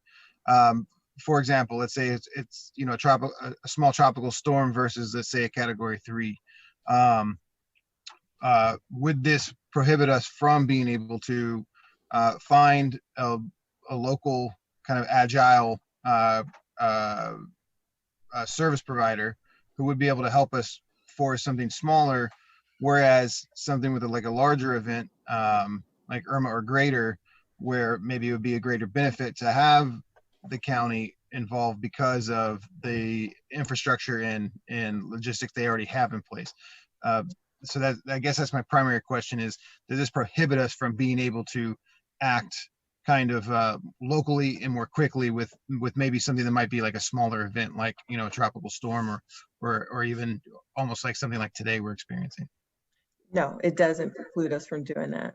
Okay. It's only where it's unmanageable for us Okay. that it kicks in, and we would just alert them that we cannot handle it. It's for assistance where it's too extensive for our own abilities. Very good. That takes care of all my other questions. Thank you, Erbom. Does anybody else on the council, Nickerson or Perella, have any questions? Madam Chair. No. Okay, thank you. Do we have a motion to accept this, to move this? I'll make a motion. I'll Okay. second the motion. Okay, I'll make the motion if Vice Mayor Nickerson will second. I'll Okay. make the motion. It was motioned by Councilperson Erbom and second by Vice Mayor Nickerson. All in favor? Let's do a roll. Oh, that's right. Okay, we need a roll call first. Madam Clerk, please, can we have a roll call? I think we might have lost her. I don't see her on the panelists. We lose the chair, I mean, the clerk. Madam Manager? I don't have a problem doing it. Okay. All right. So I'll do a roll call. Councilperson Perella? Yes. Councilperson Erbom? Yes. Councilperson Roman? Yes. Vice Mayor Nickerson? It looks like he may have Yeah, I think he's froze. stuck again. I'm a yes. Yes, I'm a yes. Okay. Okay, fantastic. Motion passes 4-0, Chairwoman Roman. Excellent, thank you. I'll hand it over back to the Vice Chair. Thank you very much. Thank you very much, Chair Roman. I appreciate it. Thank you very much. She always does a wonderful, wonderful, wonderful job. Next, we're going to move on, you guys, to Resolution 2020-15. Resolution 2020-15. This is a Sustainability and Resiliency Task Force. This is something that, or Madam or Mr. Attorney, if you can read this into the record first. Yeah, sure. A resolution of the Village Council of El Porto, Florida, establishing a Sustainability and Resiliency Task Force, describing its composition and stating its goals, duties, and functions, and setting an effective date. Thank you very much, Mr. Attorney. This is something that was started, you guys, by our Mayor Cabillos. I know that for this task force, she was working real close with the village manager. And so the village manager may have a lot, or will have a lot of details that I just won't have. So if she would like to speak on it. Well, I know the intent behind the resolution is to bring the village of El Portal into the modernity of sustainability, and it's we have a small village. It's something that we can certainly do, and I know that there's been so much support for this with the community in the desire to make these kinds of changes for our village. So there are some resources we can access. There are opportunities for our villagers, and so the establishment of this committee would be one huge step in securing that that future that we are seeking for the village and sustainability. Thank you. So do we know the size? So do we know the size that the mayor wants the task force, and how is it going to be how we usually do things where, or does she have the people already in mind, or is each council person going to pick a member from the society, from the village to be a part of it? Like, how do you know how she wants to do this? I know that it's going to be a pretty big group, but I don't know the breakdown just yet. So I ask that you just give me a little time. We'll get back to you on just the size of the committee, but I have a distinct feeling that everyone will have some representation there, and you know, from the council as well as other community leadership. I know that Mayor Cabillos is not here, but does anybody from the council have any questions or comments? Madam Manager, Manager Alou may not be able to answer them all right now, you guys, but if there's anything general that you may just be wondering about when it comes to this task force? I think this was explained, may I, Vice Mayor? Of Okay. course, I of course. think I remember it being explained at a committee or somewhere, but I guess my question would be to the attorney, is this going to be similar to our tree board where it would fall under the sunshine? Well, yes, it would. And I was going to recommend maybe even tabling this one, because part of this, the discussions that we had the last time, there were purposely a couple items left blank in the resolution for the council discussion. So when you look at section 4 of the resolution, which is, I believe, what you were alluding to, Vice Mayor Nickerson, we've left blank the numbers for the council, and also the terms were also left blank. That was done purposely because that's what you all wanted to discuss when it was brought back. In terms of the objective and goals of the Resiliency Task Force, it's outlined in section 3 where the duties and functions are. So, you know, those items are still required. They still require input and discussion by you all before this is finalized. So even if you passed it now, it would pass with blanks. So it had, you know, there has to be a discussion as to how are we going to fill in section 4A and B, because those items were not passed out of the committee with specific recommendations. May I? Yes, Madam. I just got an email from the mayor. She's listening in, and she asked that the Resiliency Task Force be peopled by nominations from each council person. So there would be 5. Okay. Does anybody, before I say, I'm gonna ask if you guys want to table this for until the next council meeting, or do you guys, Madam Manager, is this something that is do you know if the mayor has if she has a timetable to where she wants to begin to implement certain things, or is this something that you feel like it can wait and be tabled for 1 month, and then we take care of all the details at that particular time? Well, she's I know it's been discussed for a while now, and you know we don't want to miss any opportunities when, you know, if every person nominates a committee member, I think that would be, or a task force member, I think that would be sufficient to the purposes of this. And she says she's okay with any changes that you all want to make, but that it is appropriate for her. She says she's fine with 5 people, and with this flooding. Oh, she's saying that we need the resources, so we need to convene that. Right, we need them for the flood is an example of that, and it is. I mean, we're missing some opportunities. Yeah, that's why I was asking. And Vice Mayor, if I may, the resolution does state all of that. It's just had the blanks in regards to how many members would be appointed by the council. So it's not, it doesn't say that it's mayor appointed. It says the entire council. Mm-hmm. And Mr. Thank you very much, Councilperson Roman. And Mr. Attorney, it's not only the space for the individuals, but it's also the time. Right. Yeah. You actually have 3 blanks to fill. The first blank, which is probably the easy blank, is how many people do you want on the task force? Once you've determined that, the next step would be how many of those members you would want to have be residents of the village. A lot of these task force are pretty much a mixed bag.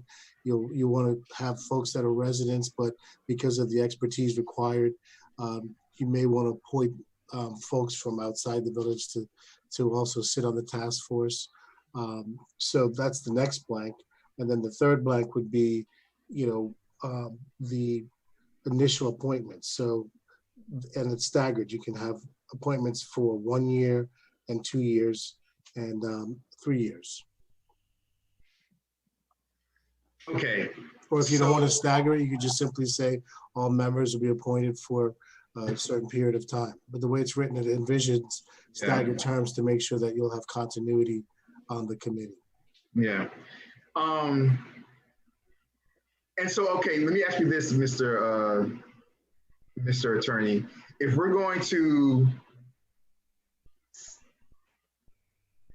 if we're going to stagger the appointments, then does it matter? Does it matter if we decide to do it by the individuals that we choose by, like for example, like the mayor, since the mayor is the head of our council, or the head of our village, like the member that she chooses gets, 3 years, and then like, would that be wrong, or is that completely up to us? It's up to you. It's up to you all. I mean, you don't necessarily even have to have staggered terms. You could just simply have a task force that you've appointed residents. Each council person appoints a resident, and then you could just simply have each of them serve for 1, 2, or 3 years, or whatever term you all want. The alternative, like I mentioned before, is you can just simply say, okay, the residents will serve 3 years, and maybe the non-residents serve 2 years. It's whatever your pleasure is. Okay. All right, so the first thing I want. Let me add something before I go, because I haven't been able to actually hear anything for the past. Urban his hand up. All right, Councilperson Perella. Councilperson Perella? Yes, hi. Yes. I'm sorry, I was saying that I haven't been able to be like, it's been in and out for the past probably half an hour.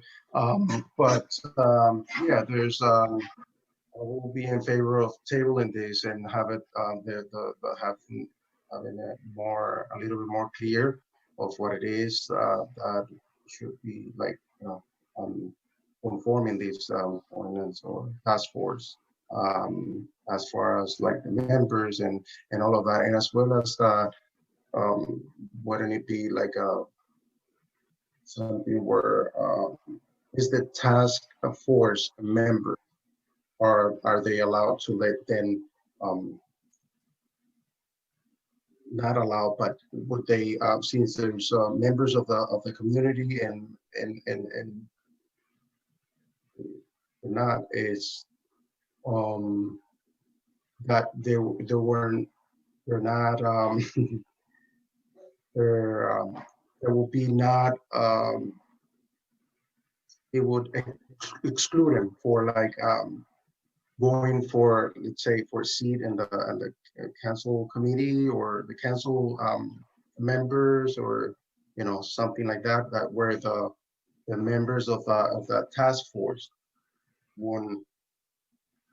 Yes, so I think that, so the members of the task force will come from, we'll each choose a member. So those are 5. We get to decide if we want those 5 members, plus if we want maybe some, some specialists or some other individuals that are not chosen by us that will also help to contribute to the task force. And they may be chosen by us, even the individuals that aren't the individual, like let's say individuals from the village that are chosen by us. The others could be, a uniform choice as far as, you know, oh, I know somebody who does this and I think they'll be great for this task force. And we can say, oh yeah, we think that'll be great. They should be added to the task force. I think what we have to figure out is, first of all, the number. Mr. Attorney, is the actual numbers is one of the things we have to figure out. So the actual number of the individuals, correct? Right. And the way, you want to figure out how many members you want on this task force. And the way it's written also, one of you all will be appointed to the task force, which would serve somewhat of a liaison between the task force and the council. So you determine, let's say you pick 9, just as a number. Of that 9, you would then determine how many of those 9 members of the task force you'd want to have as residents. So you may say, you know, 7 of the 9 must be residents, including a council person who will serve as the liaison, and then the other 2 could be non-residents, or you can go 6 and 3. But you know, like I said, I think it's a better objective to have a mixture, because you know, for this type of task force, you know, if you limit it just to residents solely, you may want to make sure, you know, you may not have the expertise in your boundaries to sit on the task force. So obviously you don't want to overpopulate it with non-residents, but you should have at least maybe 2 or 3 spots in case you want to ask somebody at FIU or somebody at UM or Nova, one of the colleges that are, you know, that have expertise in this area, or somebody who's a consultant, whoever that person may be. So you just want to, you know, keep that in mind. Okay, so I want to move. Thank you very much, Mr. Attorney. I appreciate that. Councilperson Erbaum, I know you wanted to speak in after Councilperson Roman. Yes. So along the same lines of what Attorney Powell just outlined, I feel that it would be potentially foolish to attach any members of the task force directly to, you know, a council person or something to that effect. I don't think one has to do with the other necessarily. So as we look at what the task force is, the subject matter resiliency, firstly, I feel that it is incredibly urgent, you know, highlighted by what we experienced tonight, for example. The flooding that we experienced in the village is tied to what the resiliency task force will be addressing, but that's one part. So I think rather than saying, okay, you want 1 member attached to each council person gives you 5 members, really what you'd want to do is categorize what is resiliency made up of, and you're going to find it's going to be engineering because of seawall, for example, or stormwater drainage, things like this. You're going to want someone who's tied to even like marine biology, for example, the ecosystem that exists in the canal, things to that effect, right? You're going to want someone who has a background in pollution. You're going to want someone who has a background in climatology. And so this is a deeply wonkish subject matter that spans multiple disciplines. And so doubly, as the attorney was saying, if you also limit it additionally to only residents, then because, you know, we're the smallest municipality in the county, we would literally be creating the smallest pool of talent possible to draw from, not taking away from anyone who lives here. I feel that we probably do have a high ratio of people who pay attention to these things in El Portal versus other communities, you know, but the point being that you might want to do, say, 5 categories of expertise and then try and fill spots within those categories. From the very beginning, I see the task force as needing 15 to 25 people if you're going to really get at the largest base of ideas and then be able to boil that down to actionable items. I really think we need a much larger pool of people than what we're talking about in terms of, you know, 5, 8 people. I feel very strongly that it should be, you know, 15 to 25 with maybe a core, maybe you have that core of the expertise of say 5 to 8 people, but then you might have 2 to 3 people with each one of those experts kind of helping each other and driving things forward that way. And so I feel that this is specifically a larger ball of wax, so to speak, than most people realize. It encompasses a great many more disciplines, I think, than people realize. And of course, they're all intermingled. So you want people who can also communicate well, because again, of the wonkish type of subject matter. So maybe the head of each kind of discipline is very wonkish, but then you have a couple people who maybe their only function really is to help communicate, because a lot of times that interdisciplinary communication can sometimes be what sets you back and causes problems. So I'm very comfortable moving forward with this tonight and working out the details as we go along, because I do think time is of the essence, and this is certainly one of the most all-encompassing pressing matters that we're dealing with. And as we go along with this, we're going to find solutions, to things like stormwater and things of that effect. So even like the biodiversity, the fact that we're a bird sanctuary, Tree City, USA, all of that is tied into what resiliency equals going forward. Everything from canopy and air quality all the way down to water quality in the river. And I mean, at a certain level, we're even talking about soil health here. So this is a big deal. And so I wouldn't want to limit us to just say 5 or 8 people who might be, friends of someone. I think we should really bring in a large pool of talent, and anyone who wants to participate who feels they have ideas. I feel anyone should be allowed at least peripherally into that task force, and then maybe you have a more concentrated core, for the disciplines. So there you have it. Thank you very much, Councilperson Urban. Councilperson Roman. Thank you, Urbam. So I agree with a lot of what Urbam had to say. We did discuss this at the P&Z back in March. I'm looking at my notes from there. And so I think originally we had decided on 5 members, just because, yes, we agreed that we want 15 to 20, but just to get it started so that it doesn't hold that up.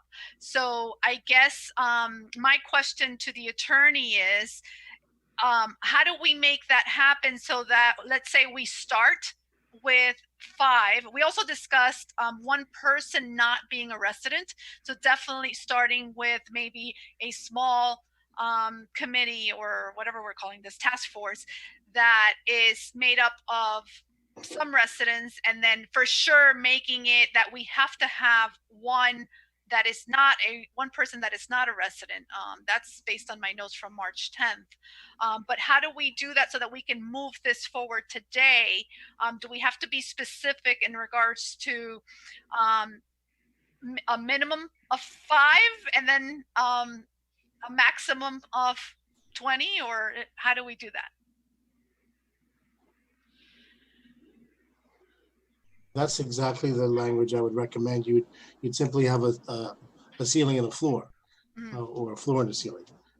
So you would we could take a motion that would say the task force shall consist of at least 7 members and a maximum of, and no more than 25 members. And of that number, I would recommend that at least a majority of the task force shall always be members. A majority of the task force members will always be residents of the village. So at any point in time, you'll always have residents dominating the task force. The more we get into it, I think also initially we can just simply make it simple by saying that the members that are appointed to the task force shall just serve either 2 or 3 years. You know, and then if we see that that's not going to work better in the future, we can always come back and amend the resolution to change it. But you know, I think if the goal is to get this thing running, up and running, and to begin the process of getting folks on board, you know, I think the more complicated it reads, the more difficult you get bogged down in trying to just plug in folks instead of just getting folks working.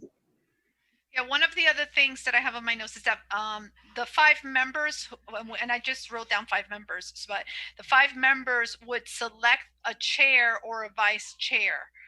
So within themselves, they would select who would chair it. I do like the staggering terms just because I feel like you need, just like on the council, it would be ideal if we had that, because it keeps some you know, continuity. It actually allows for some history, and you will have some people that are more interested in this task force than you would, you know, than others.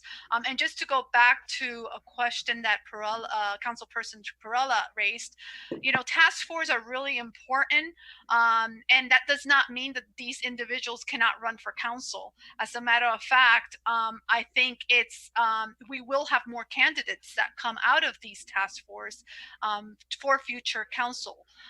You know, I started as a task, you know, the chair of the mayor's task force, and so it's a great way for residents to really get engaged in the community and be able to really liaison with the council for ideas.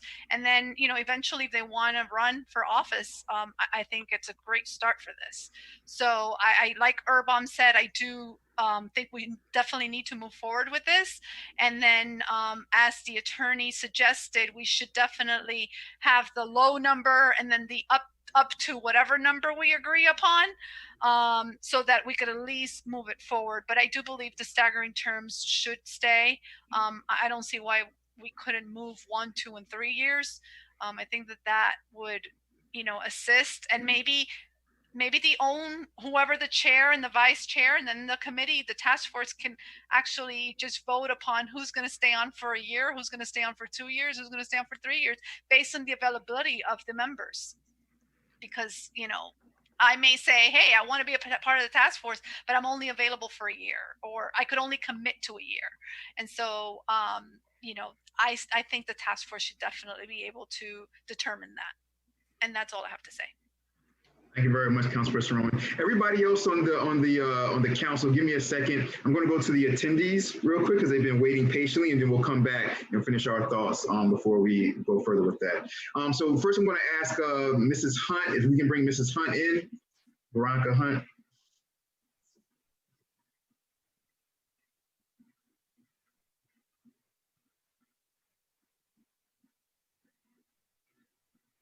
Mrs. Hunt, when you come in, just say your name and address again for the record. Veronica Hunt, 435 Northwest 87th Street, over 20-year resident. I just wanted to add that I agree with what Anders was saying, but piggyback on what's been said throughout the meeting, that each council should have a budget so that they could come up with permanent solutions instead of temporary solutions. Because it seems like when they don't have a budget, they come up with solutions to pacify the residents instead of solutions that are going to be permanent. So if you have a budget, you know what you're working with, and you know that comes from the council. So if you give the council, you know, whatever team you come up with, you have this amount of budget and you're able to work with this budget to come up with a permanent solution for this issue, it gives a guideline for them to work with, to create something permanent instead of something temporary. And I think that would be a better guide that would help guide whoever the chair is for whatever council is created. Thank you very much, Mrs. Hunt. So we do a budget every year. The thing about it is when it comes to the flooding, when it comes to the stormwater and things like that, we get that money that's different from our working budget money that we work with. No, so I'm not referring just to the stormwater. I'm referring to the councils that are going to be created for the village to help fund the village, to help work the village to make it better. If you create a council for tree improvement, just for example, that they have a specific budget to work with to make it more effective. They know what they're working with, and they could seek vendors for that budget to make it better, for permanent solutions instead of temporary solutions. Yes, indeed. Yeah, I hear you. And I agree with you 100%. When we do have our budget workshop this year, we will keep that in mind. We can put that as like a line item and see, with the money that we have, how much we can dedicate to that. So I agree with you 100%. Thank you very much.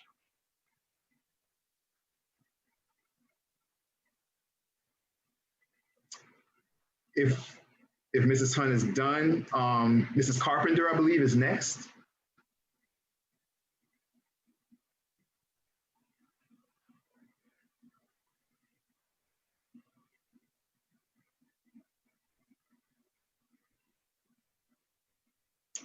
Mrs. Carpenter, when she comes in, if you can say your name and address for the record, please. Can you guys hear me? Yes. Hi, Elizabeth Patah Carpenter. I'm at 237 Northeast 86th Street. I just wanted to chime in and just, from an initial standpoint, express my very strong support for this. I think that this is a great idea and something that's really strongly needed in the community. But then on top of that, I also wanted to just comment on Councilperson Erbaum's 15 to 20 person discussion. I fully agree with that. I think we would need, even more than 20 people if we really wanted to cover all the areas of expertise that would be necessary to fully address, sustainability and resiliency in our community.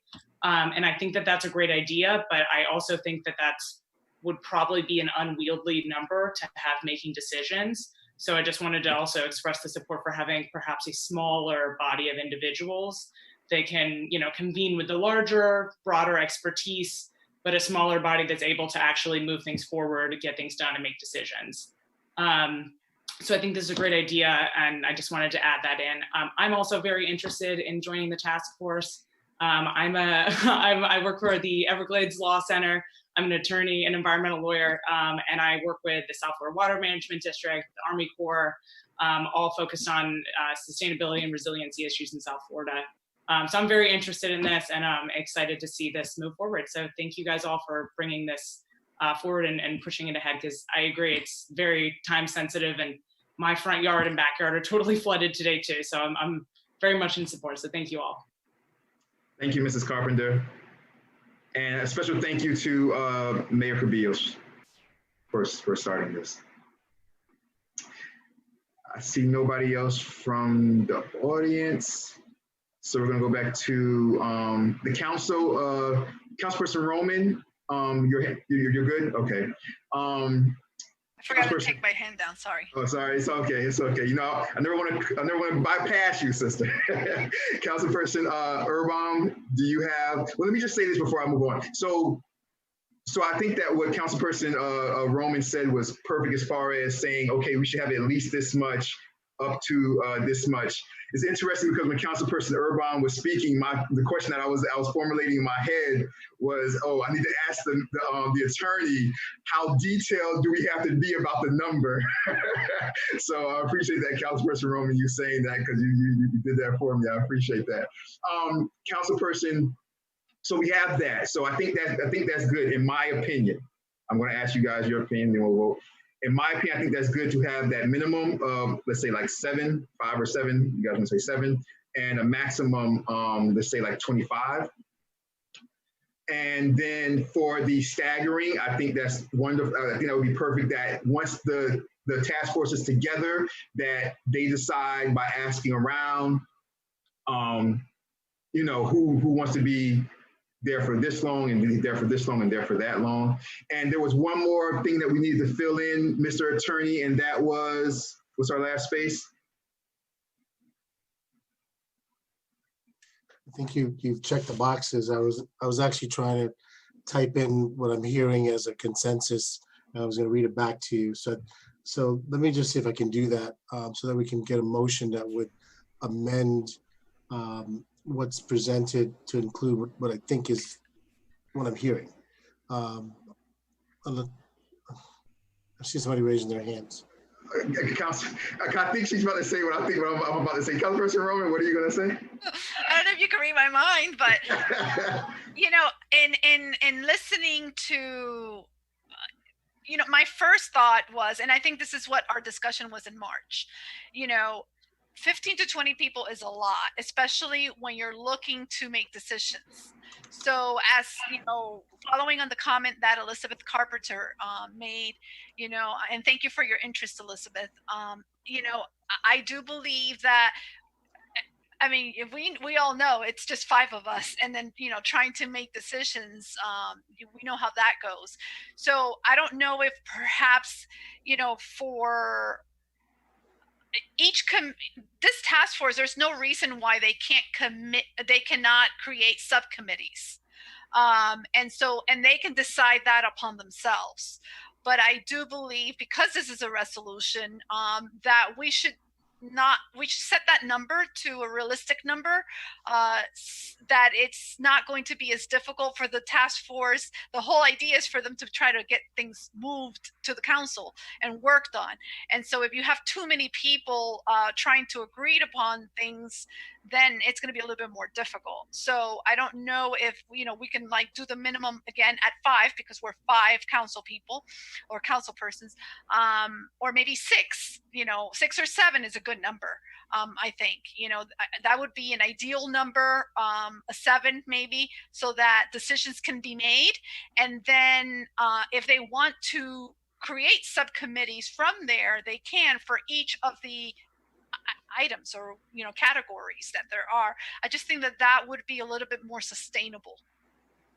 Yeah, I think what you were saying earlier, as far as like putting in the language a minimum of like 5 and a maximum of 25, it still leaves that space to where if they want just 5, they can have 5. They want just 6, because they don't have to fill the maximum.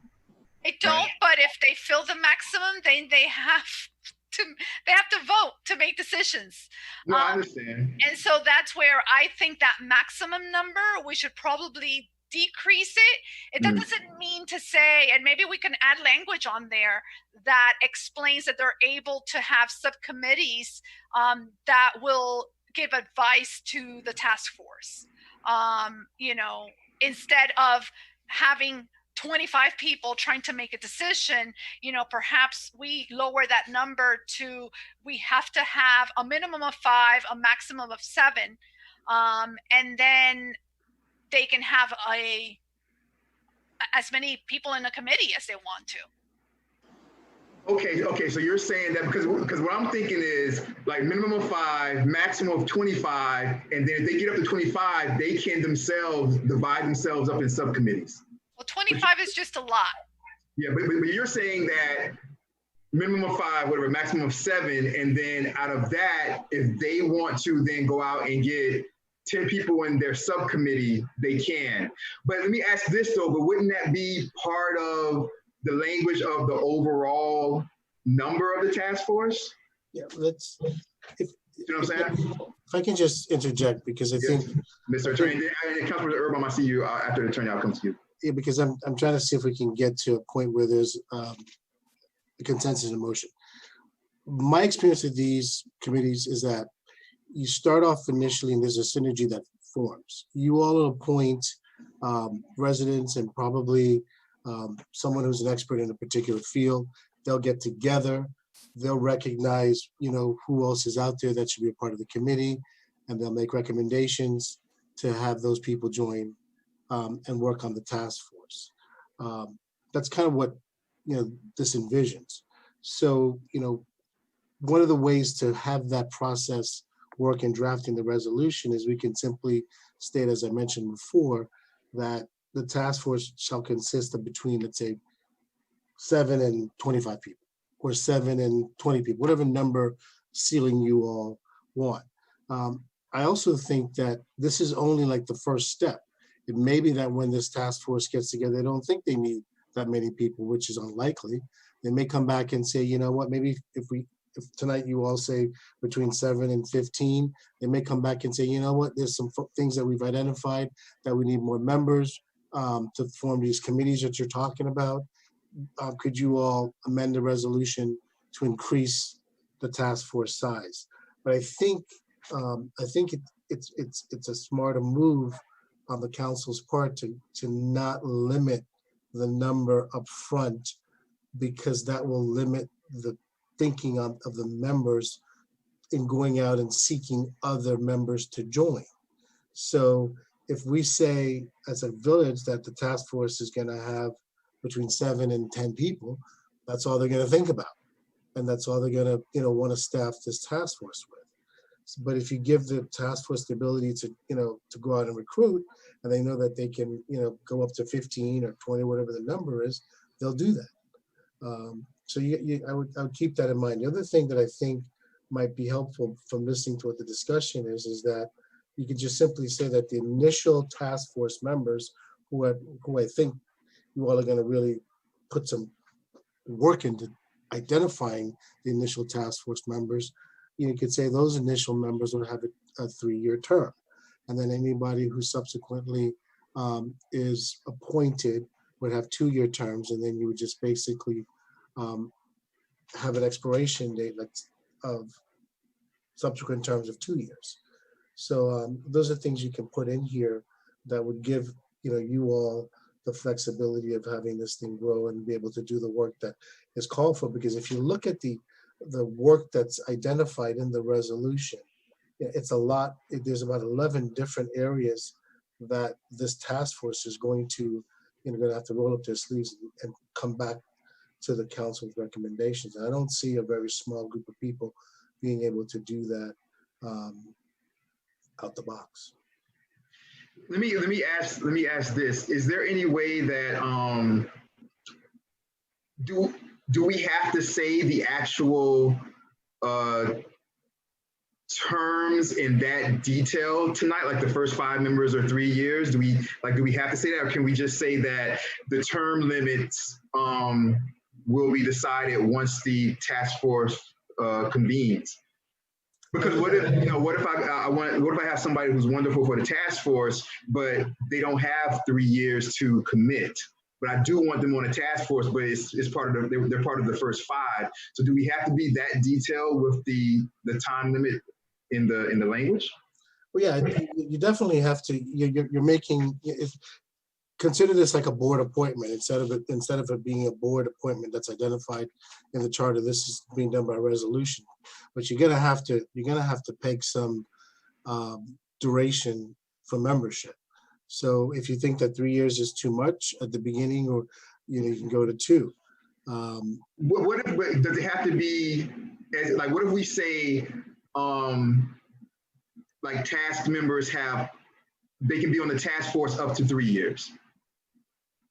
Can we say that for task members they can be on a task force for up to 3 years? Well, again, it's an appointment. So yeah, when you're appointing a resident or someone to the task force, there's a duration for that appointment. So you're going to have to specify how long that commission or that appointment is going to be. It can't be open-ended, and you can't have it in such a way where the person that's being appointed is going to say, well, you know what, I'm going to stay on between 1 and 3 years. That's also not going to work for the task force, because they're not going to be able to assign responsibility to folks on the task force if there's no commitment for a period of time to get the work done. I got you. Let me go to Councilperson Urban. I know he's been waiting patiently. Thank you very much, Mr. Attorney. Appreciate it. So I have ADHD. I'm going to try and keep this on topic in about 60 seconds here so we can keep moving here. But those are along the same lines of what I was thinking. Is it possible to work minimum and maximum like this? The task force would have a minimum of 5 persons, 5 members, and then the terms would be, not to exceed 3 years. But it sounds like the attorney's saying we really do need more kind of specific guidance on what those terms would be. So would it not be reasonable to kind of split the difference and just call the terms across the board 2-year terms, declare a minimum number of people at 5 and leave, and is it possible to leave that maximum open-ended? And then I just want to say a couple things here, and this is where I want to try and stay on topic, but I'm going to blend a couple of ideas. One is there are entire books written on what happens to good ideas in committees. And so when it comes to something like resiliency, it's kind of an emerging science. And I was reading a book some years ago, and it was shocking to me that this concept of blending disciplines has just kind of become a thing just within the last like 15 years. That's largely insane to me that the different scientific disciplines historically have not talked to each other. And I think that's part of the problem of how we've arrived to where we're at contemporarily. And we have not already solved a lot of these things that could have been solved even, say, 500 years ago, literally. And so I want to caution us that as we try and take on this massive subject of resiliency and what all of that entails, to one person's resiliency is another person's, not, what I'm saying? Everyone has kind of everyone has their own cause, right? Everyone has their own flag. So there's some people who are, 100% on water quality. Other people are 100% on, flood mitigation. Other people, what I'm saying, strictly along the lines of health. Understand that what we're experiencing right now, coronavirus, is a resiliency issue. And so, and it absolutely is. And so when you dive into all of that, if we boil it down to limiting it, then we are going to get a narrow scope of vision of what solutions are going to be. And so this is something that is going to require the most broad scope of ideas and visions possible. In addition to that, there's a psychology component here. So if you do limit it down to only a certain number of individuals, you're only going to get the squeaky wheels. And what we need in resiliency is not the squeaky wheels. What we need are the people who understand true maintenance. We need the people who understand how to never become a squeaky wheel.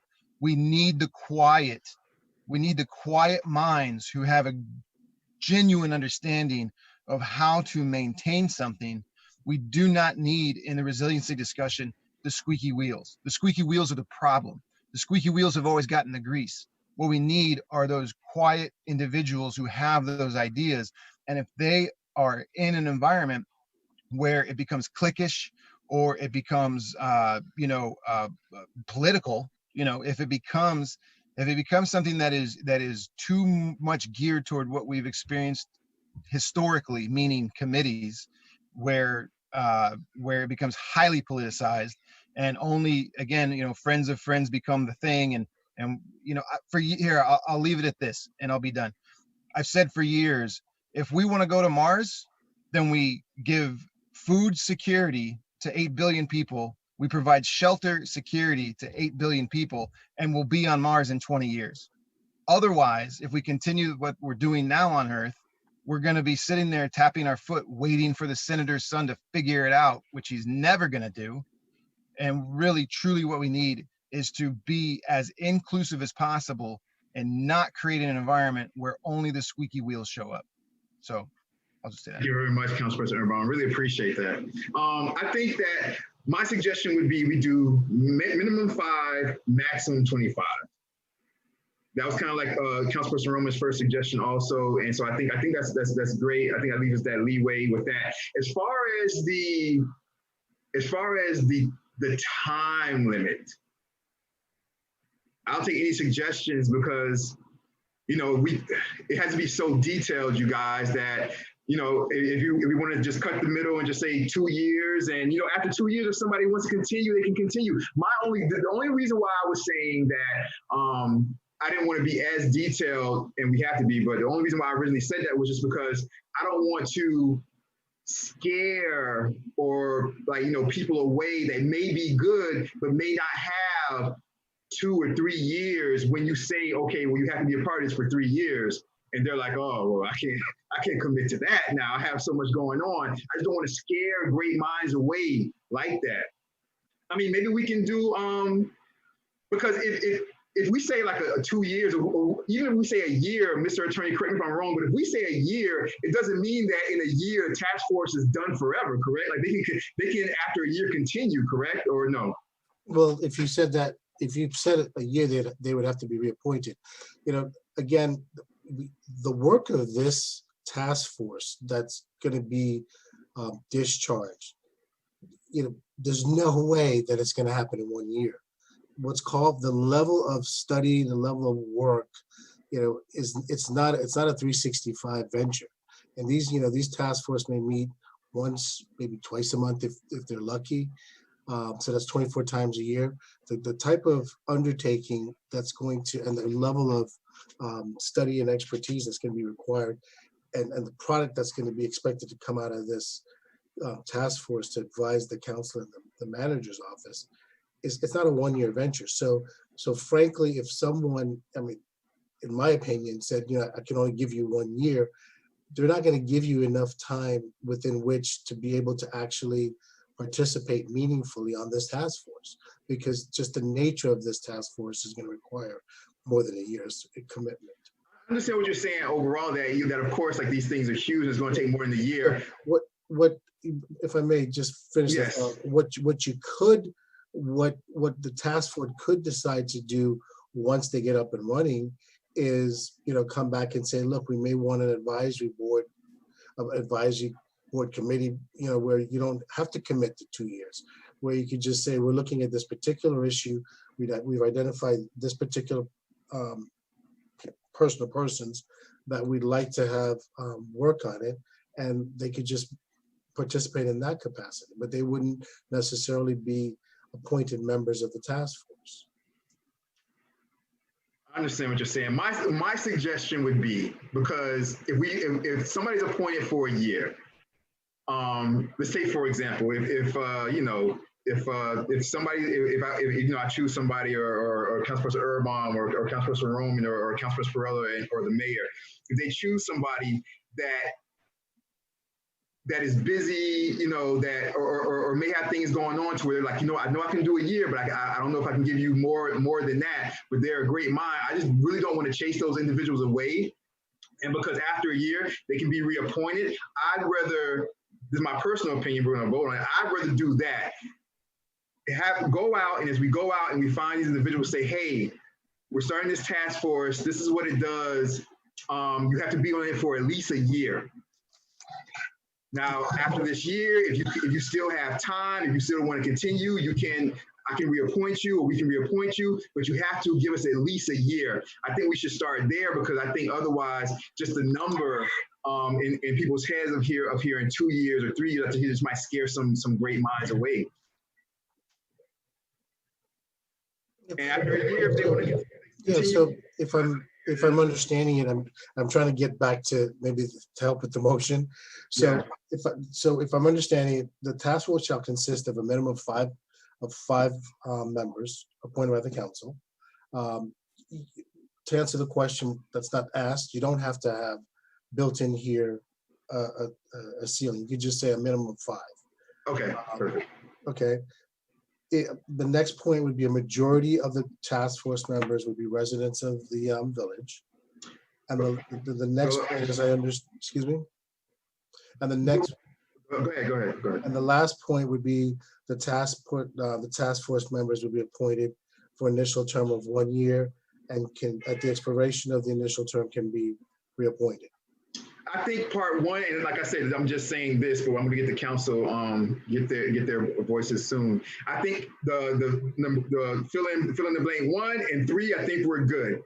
Number 2, as far as the council should be, the task force should be majority residents. I don't know if you guys agree with that or not. I love our residents. I think that it should have as many residents as possible. But if it just so happens that we end up finding more individuals, we might find individuals from Miami Shores or Biscayne Park, or individuals that might work at a university. So it just may, just by chance, end up as more individuals who may not be residents than residents. I don't know if we should clip ourselves like that. So that's the only thing I think I would change, is that that second spot. Council, you guys, who, anybody want to chime in? Councilperson Perrella? Yes, yeah, it shouldn't, yeah, we should avoid that language of saying the majority should be like residents of a full-time. It could be like, you know, maybe a minimum of 3 or you know, members of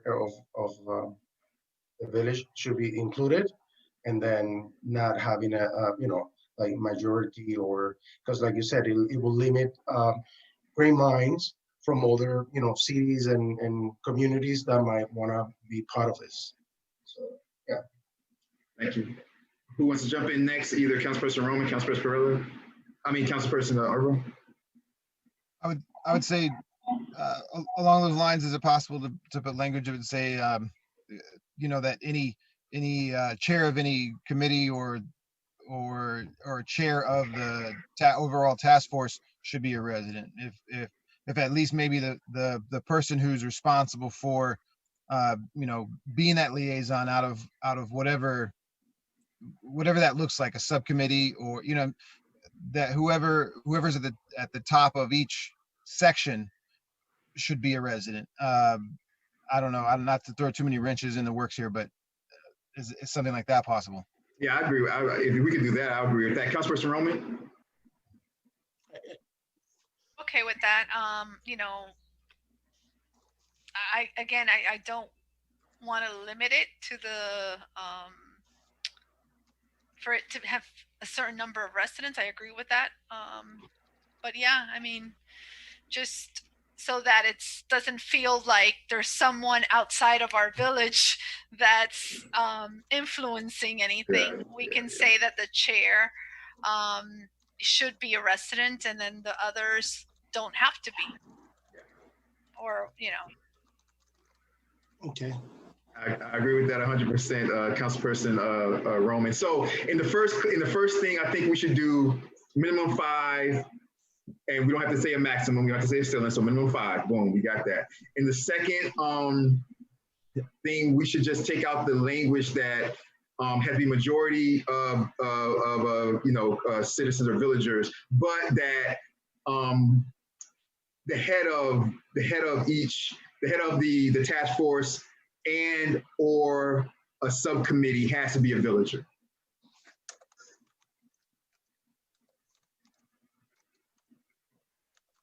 Has to be a resident of the village of Alberta.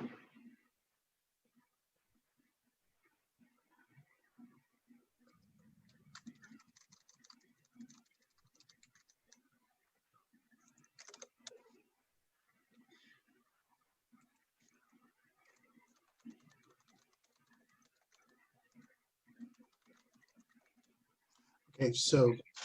And the last one is a 1-year term with the option for reappointment. Right. And so I think those are our three things there. I think we're pretty good. Can you read those back to us really quick, Norm, so we just know we're on the same page? Yes. Right. So the Section 4A will read, the task force shall consist of a minimum of 5 members appointed by the council, and that can include a member of the village council who shall serve as liaison to the council. I deleted the requirement that the makeup be a majority of the residents, and that the term shall be, the initial term shall be for 1 year, and upon expiration of the initial term, a member may receive subsequent appointments. So there's that flexibility. And then in subsection C, the chairperson of the task force and any of its subcommittees shall be a resident of the village. Thank you very much. I appreciate it. I appreciate it. Before I come back to the council, to the panel for any last comments or questions, let me go to the attendees real quick. Anybody in the audience hearing the updated version that I'm going to ask for a motion in a second really quickly? Does anybody from the audience? Yeah, I do see a hand up. And so can we have Mr. Dreyer, Warner Dreyer, come in, please? Ever since I logged off and came back on, I see everything now. I see hands and all type of stuff. Getting kicked off was the best thing that happened. Good evening, Vice Mayor Nickerson. Please say your name for the record, please, Mr. Dreher. Good evening. Yes, Werner Dreher, 486 Northeast 87th Street. Just had a few comments and a quick question here. It's a great idea, right? The sustainability, right? Especially in today's world. But just have a quick question here and a recommendation perhaps for the council. I will feel comfortable just, one, having, the residents, right, be the members for this task force, right? In light, that we are the residents, we care about the village. So that would be slightly inclined towards that idea, having limited to the residents. And my second question is a task force, right? Obviously, this task force. Are you guys planning to up to a committee for, let's say, public works? Because, for example, we have the tree board, right?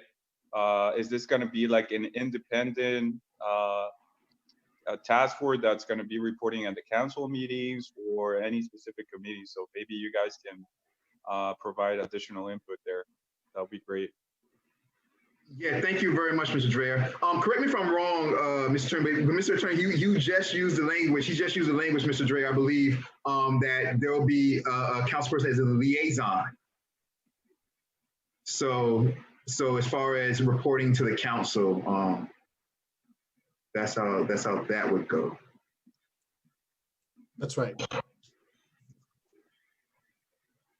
I think his other question was, about is it going to be tied in? So it's not an official like committee of the council, Mr. Dreher. It's not like that. It's it's separate. It's separate from. It's not like an official. It's not like the Public Works Committee or Public Affairs Committee. It's not like that, Mr. Dreher. Correct. It's like a task force, right? And a few years back, I was part of the mayor's task force. So I know that we would have separate meetings, but I know there's a tree board, and sometimes the tree board will report or come to the Public Works Committees or just provide updates. So that's where my question was coming about. So but I do understand. Yeah. Thank you very much. Thank you very much, Mr. Dreher. Appreciate it. Do I have anybody else from the audience that has any other questions before I take it back to the panel? I'm not seeing any hand raised. Seeing none, do I have any last questions or comments from any of the council, Councilperson Erbaum, Councilperson Roman, Councilperson Perella? Questions, comments? Anything you want to say, Madam Manager, in closing? Chief Magnuson, Madam Clerk, and last but not least, Mr. Attorney. Did you want me to read back what will be included in the motion? Yes. And after we're done voting on this, I guess depending on what happens, can you please send the the updated version to get us into the clerk to make sure? Yeah, I'll work with Mr. Kobe with that. So it'll be a motion to approve the resolution as proposed with the following amendment. The task force shall consist of a minimum of 5 members. The task force initial term shall be for 1 year, and there will be members may receive subsequent appointments, and the chairperson of the task force and any of its subcommittees shall be a resident of the village. So it's a motion to adopt the resolution with those amendments. Thank you very much. Do I have a motion to adopt the resolution with these amendments for resolution 2020-15? A motion to adopt. Thank you very much. Motion by Councilperson Roman. Do I have a second? I'll second. Second by Councilperson Erbaum. Madam Clerk, may I please get a roll call, please? Any last questions or comments from the council? Madam Clerk, may I please get a roll call, please? Roll call. Councilperson Perella. Yes. Councilperson Erbaum. Yes. Councilperson Roman. Yes. Vice Mayor. Yes. Motion passes 4-0. Thank you very much. Thank you very much for everybody who worked on this, and thank you very much for working this out. This little workshop we did here. I appreciate you guys, Councilperson Roman, Erbaum, Perella, Madam Manager, Mr. Attorney. Appreciate y'all. Appreciate all the expertise, my brother. Appreciate you, Chief Magnuson, you sitting there like that. I appreciate that. And of course, Madam Clerk. Moving on, you guys, the manager's not here today, so, but she did send out something. She sent out an email with her report, with bullets about her report. I read that earlier today. Do you guys want me to read it onto the record, or do you guys, did everybody receive that? Should I read it onto the record, or should I do that? Let me get the email real quick. Hold on a second. Let me just pull it up. Give me a second. Hold on. It's coming.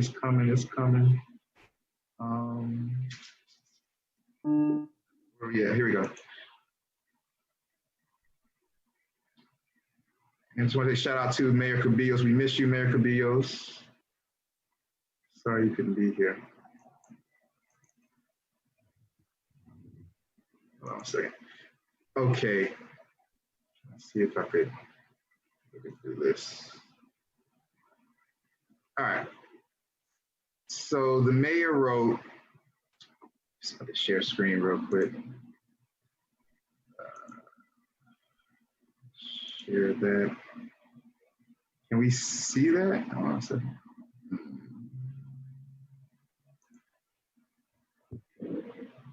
Can you guys see that? No. Oh, yes, now we can. Okay. Let's see if I can. One second. See if I can just bring her thing up by itself.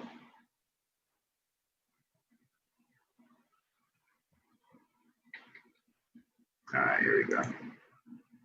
Okay. Is this good? Do I need to make it bigger? Are we good, you guys? You guys can see that pretty good? Anyway, it says, from Mayor Cabillos, you guys, it says, good day as we head into our May Council meeting this evening.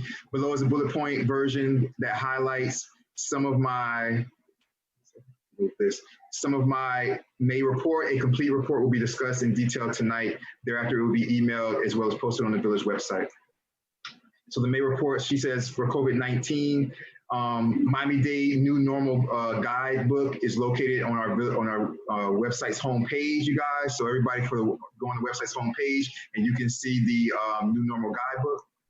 She goes on to say, as Miami-Dade County continues to move forward towards a new normal, I continue to participate in several working group meetings and with Miami-Dade County Mayor, where shares and reviews of upcoming orders with this executive task force before they're executed. The following Miami-Dade County working groups have been diligently meeting all last week and through last night to determine the best practices in reopening the industries listed below. A draft guideline from each working group will be presented to the Miami-Dade County Mayor starting later today. Although target dates have been announced, nothing is final until a Miami-Dade County emergency order is effectuated. Hotels, target date June 1st. So they're saying these are the targets. So hotels, she's saying the target date to reopen hotels is June 1st. Beaches, the target date to reopen beaches is also June 1st. Summer camps, the target date is June 8th. And she says there are 4 working groups. Fitness and wellness, there is yet no target date, you guys, as of yet. She says there are 3 working groups. She goes on to talk about hurricane season. Hurricane season, June 1st through November 30th. Let's keep our fingers crossed for hurricane season that we don't get one, people. As we still await our IRMA reimbursement, the village is diligently working to collaborate with the state and county on hurricane debris removal in El Portal in the event of a hurricane. More on this will be discussed during tonight's meeting. Also, for up-to-date information and resources, please visit, well, let me minimize this because my Zoom thing is driving me crazy. She said, where is it at? Also, for up-to-date information and resources, please visit the village's website and click on the image. Be ready for hurricane season. So if you go to the village's website, everybody, click on the image, be ready for hurricane season. Okay. Also, she goes on to say, Our next boat pickup is on June 23rd through June 25th, 2020. More information on this can be found, and she has the link there for the website on El Portal, the El Portal website. She goes on to talk about the Cavista project, upcoming economic development, she says in parentheses. Last week, the village of El Portal received $336,666.67 as a payment from the Cavista Development Agreement. The money was directly wired into a public trust that delineates the specific and allowed use of these monies as codified in the agreement and resolution. The signed agreement can be found on the village's website, everybody.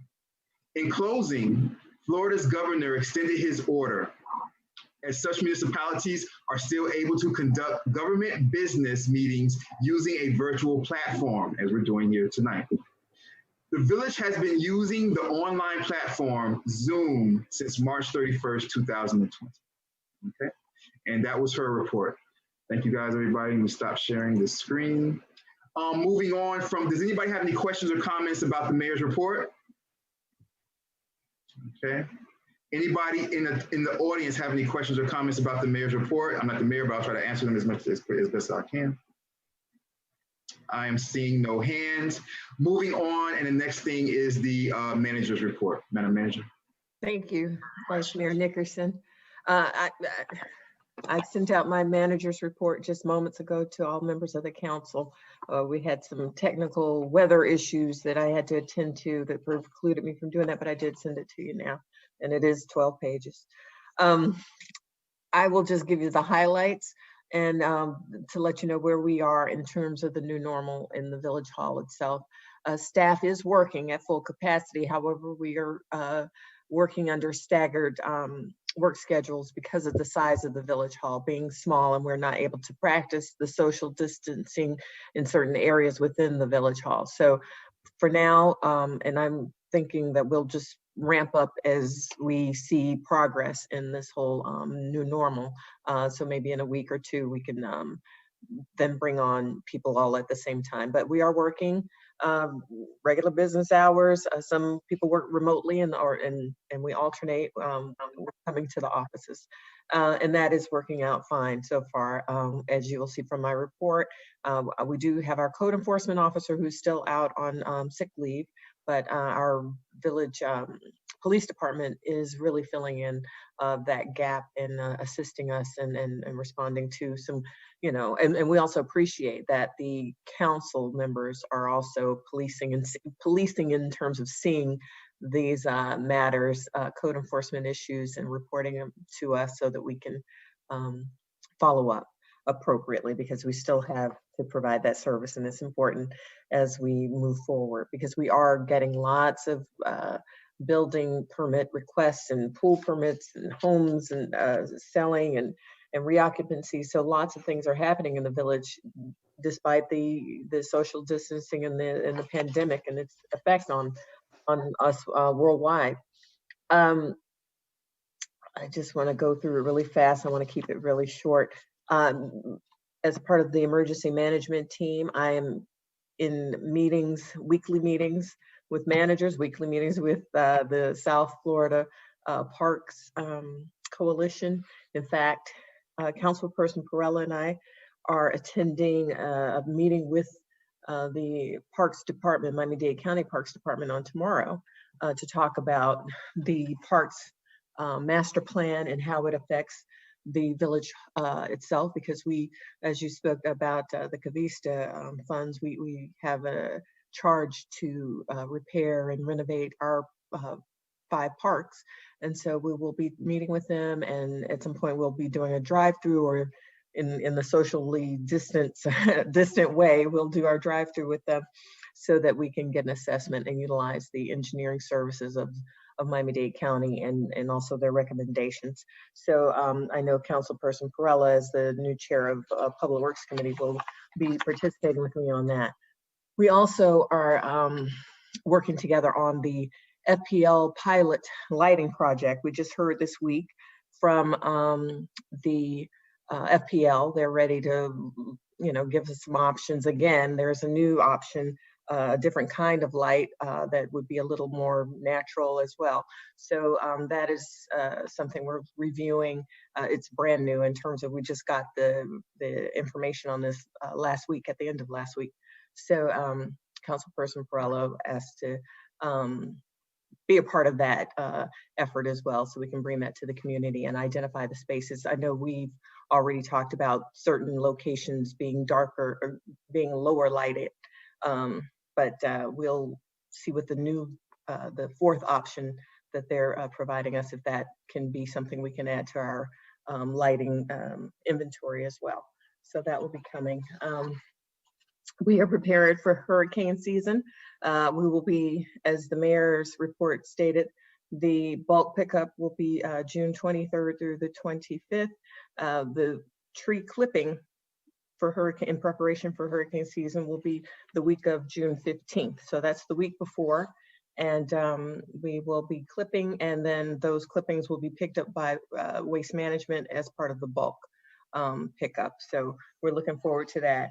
As we stated earlier, we did the statewide mutual aid agreement. We'll continue to work with our chief. He and I have been working on our hurricane or disaster preparedness guide, and now we will get it in line with the requirements of the Florida Division of Emergency Management, because then it has to be sent to them for approval once we get a significant document that meets their criteria. And then once that happens, then we'll have something to present to our council that will encompass all disaster scenarios. But that's down the pike once we get through this pandemic.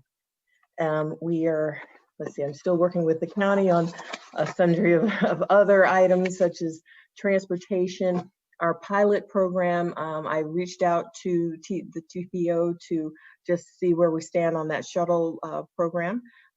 They're ready to start up again. I know things are coming back slowly because of COVID and corona virus, but we are in touch with the TPO and the circulator pilot program, which is the free shuttle service that we would provide to El Portal residents to the Virgin Brightline station in downtown Miami, is the program that we are seeking. We're going to be using our CITT transit funds for that.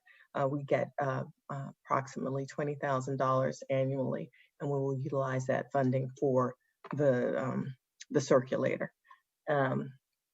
And so I also filed the reports. I did the quarterly reports for our CITT funding projects, and have submitted those as well. And that included the rotunda that we discussed on the west side that we got funding. Funding was identified.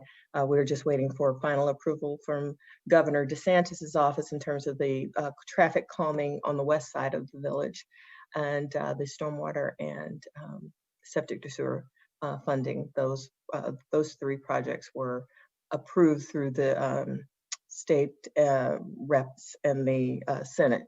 Now just waiting for final approval. So we're hopeful that once we get through Corona and COVID, that those funds will still be available for us to then move our projects. Our police officers continue to do their very best. They are filling in the gaps with code enforcement and also doing trainings, as much training as we can get. Even our chief is doing, all kinds of trainings. Most of our staff is all up to date with their sexual harassment in the workplace training and other anti-bias trainings. They are also working with the local realtors and the owners of all the vacant houses in the village, because we have been, I know one of the residents discussed this earlier, about people just hanging out or being in an area that is not populated, or it's not, a occupied home. So we're looking into the squatters on certain properties and working with those owners to make those properties safer. And we'll be continuing with that. I'm just going to try to go quickly. I talked to you about the parks. We have been very successful with our parks phase 1 new normal. no issues with our parks. They remain open. The passive parks, not the tot lot, it's still closed, but the other passive parks, the Tequesta Indian Mound, the Nature Trail, Sherwood Forest Park, and River Estates Park are still open 7 a.m. to 8 p.m. daily. We do not have the park rangers that we thought we would be able to access through the county. We just have to monitor it ourselves. Our staff and our police staff continue, but I haven't seen any problems thus far, and I'm happy that our residents are doing the right thing and keeping the face coverings and maintaining social distancing, but still getting out and exercising, and that's important. Let's see what else here. We talked about that, and I'm just going to continue with my training as well. I've attended quite a number of trainings after this COVID incident, or not incident, pandemic, and working with the other city managers and village managers in Miami-Dade County, just information sharing, best practices sharing, but also attending various trainings through the Florida League of Cities for Advocacy. There was a training this month. There's been trainings on employment law and getting back to work in light of the pandemic, and a sundry of other things. So even down to the Federal Aviation Administration had a briefing for city managers and mayors regarding flight patterns and those kinds of things. So there's always something happening, and we're staying on top of it, and staff is all, everyone's doing well. We have a healthy crew for now, and we're really happy about that. And we'll just continue to monitor things as we move into the new phases that were outlined in the mayor's report, and as we see, what comes from the county. So we're continuing to follow the county model, and we're doing well. So if you have any other questions, please feel free to ask me. I know I didn't give you a lot of time to review the report this week or this month, but I'm available whenever you have a question. That concludes my report. Thank you very much, Madam Manager. I have one question, which is, I'm not saying like I want to open or anything. I just want some clarity because people might be wondering. So the tot lot remains closed. Now on June 1st in the mayor's report, when it was talking about how like hotels are opening up and beaches and stuff, that doesn't include the tot lot, correct? No, that doesn't include it. And the reason we're not there yet. Clarify that so residents would know, like. Oh yeah, absolutely. And I want people to understand why. It's not because we want to keep it closed. We want our residents to utilize it, our children to have a fun, safe place to play, but it's a matter of keeping it clean. We're not able to clean those surfaces as regularly. We don't have, and we don't have the answers right now. I'm on the South Florida Parks Coalition, and we're trying to figure that out even now. We can't spray it because there's, it's lost, and then you've got to come in every few minutes to come clean again. So there's some other issues. We're trying to figure that all out, and then we would open it. And then, obviously we would want to make it as safe as possible for our children. So it'll be coming, I'm sure, but it's just, we're not there yet. So that phase 3 of park opening isn't ready yet. No, I completely understand. I just want everybody to know that, because you might see with, hotels opening up and especially beaches and stuff opening up, they might say like, hey guys, everything's opening up. How come? This is the reason why, because of the cleaning aspect. I just want everybody to know that. Also, I just one more thing about the parks, or like the tot lot. It also promotes congregating, and that's the other issue. We can't have more than a few people in that space. Yeah. And yeah, it's really small, so with distancing and things like that, social distancing and things like that is kind of hard. It's such a small space with a tot lot. So definitely, I really understand. Anybody from the council or anybody on the panel, even our attendee, do you guys have any questions or comments about the manager's report? Any hands? Seeing none. So we're going to move right on to the attorney's report. Mr. Attorney. I have nothing significant to add tonight. Nothing. Okay. Thank you. That was a great report. Thank you very much. Thank you very much. Unfinished business and general orders. Anybody for unfinished business and general orders? No.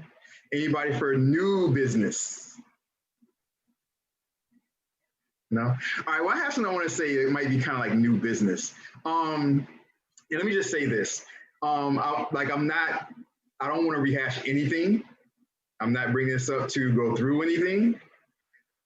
You guys know how I'm about just being fair, trying to be like fair as much as possible to everybody. So a letter went out to the clerk. I'm not saying I have a problem with the letter necessarily.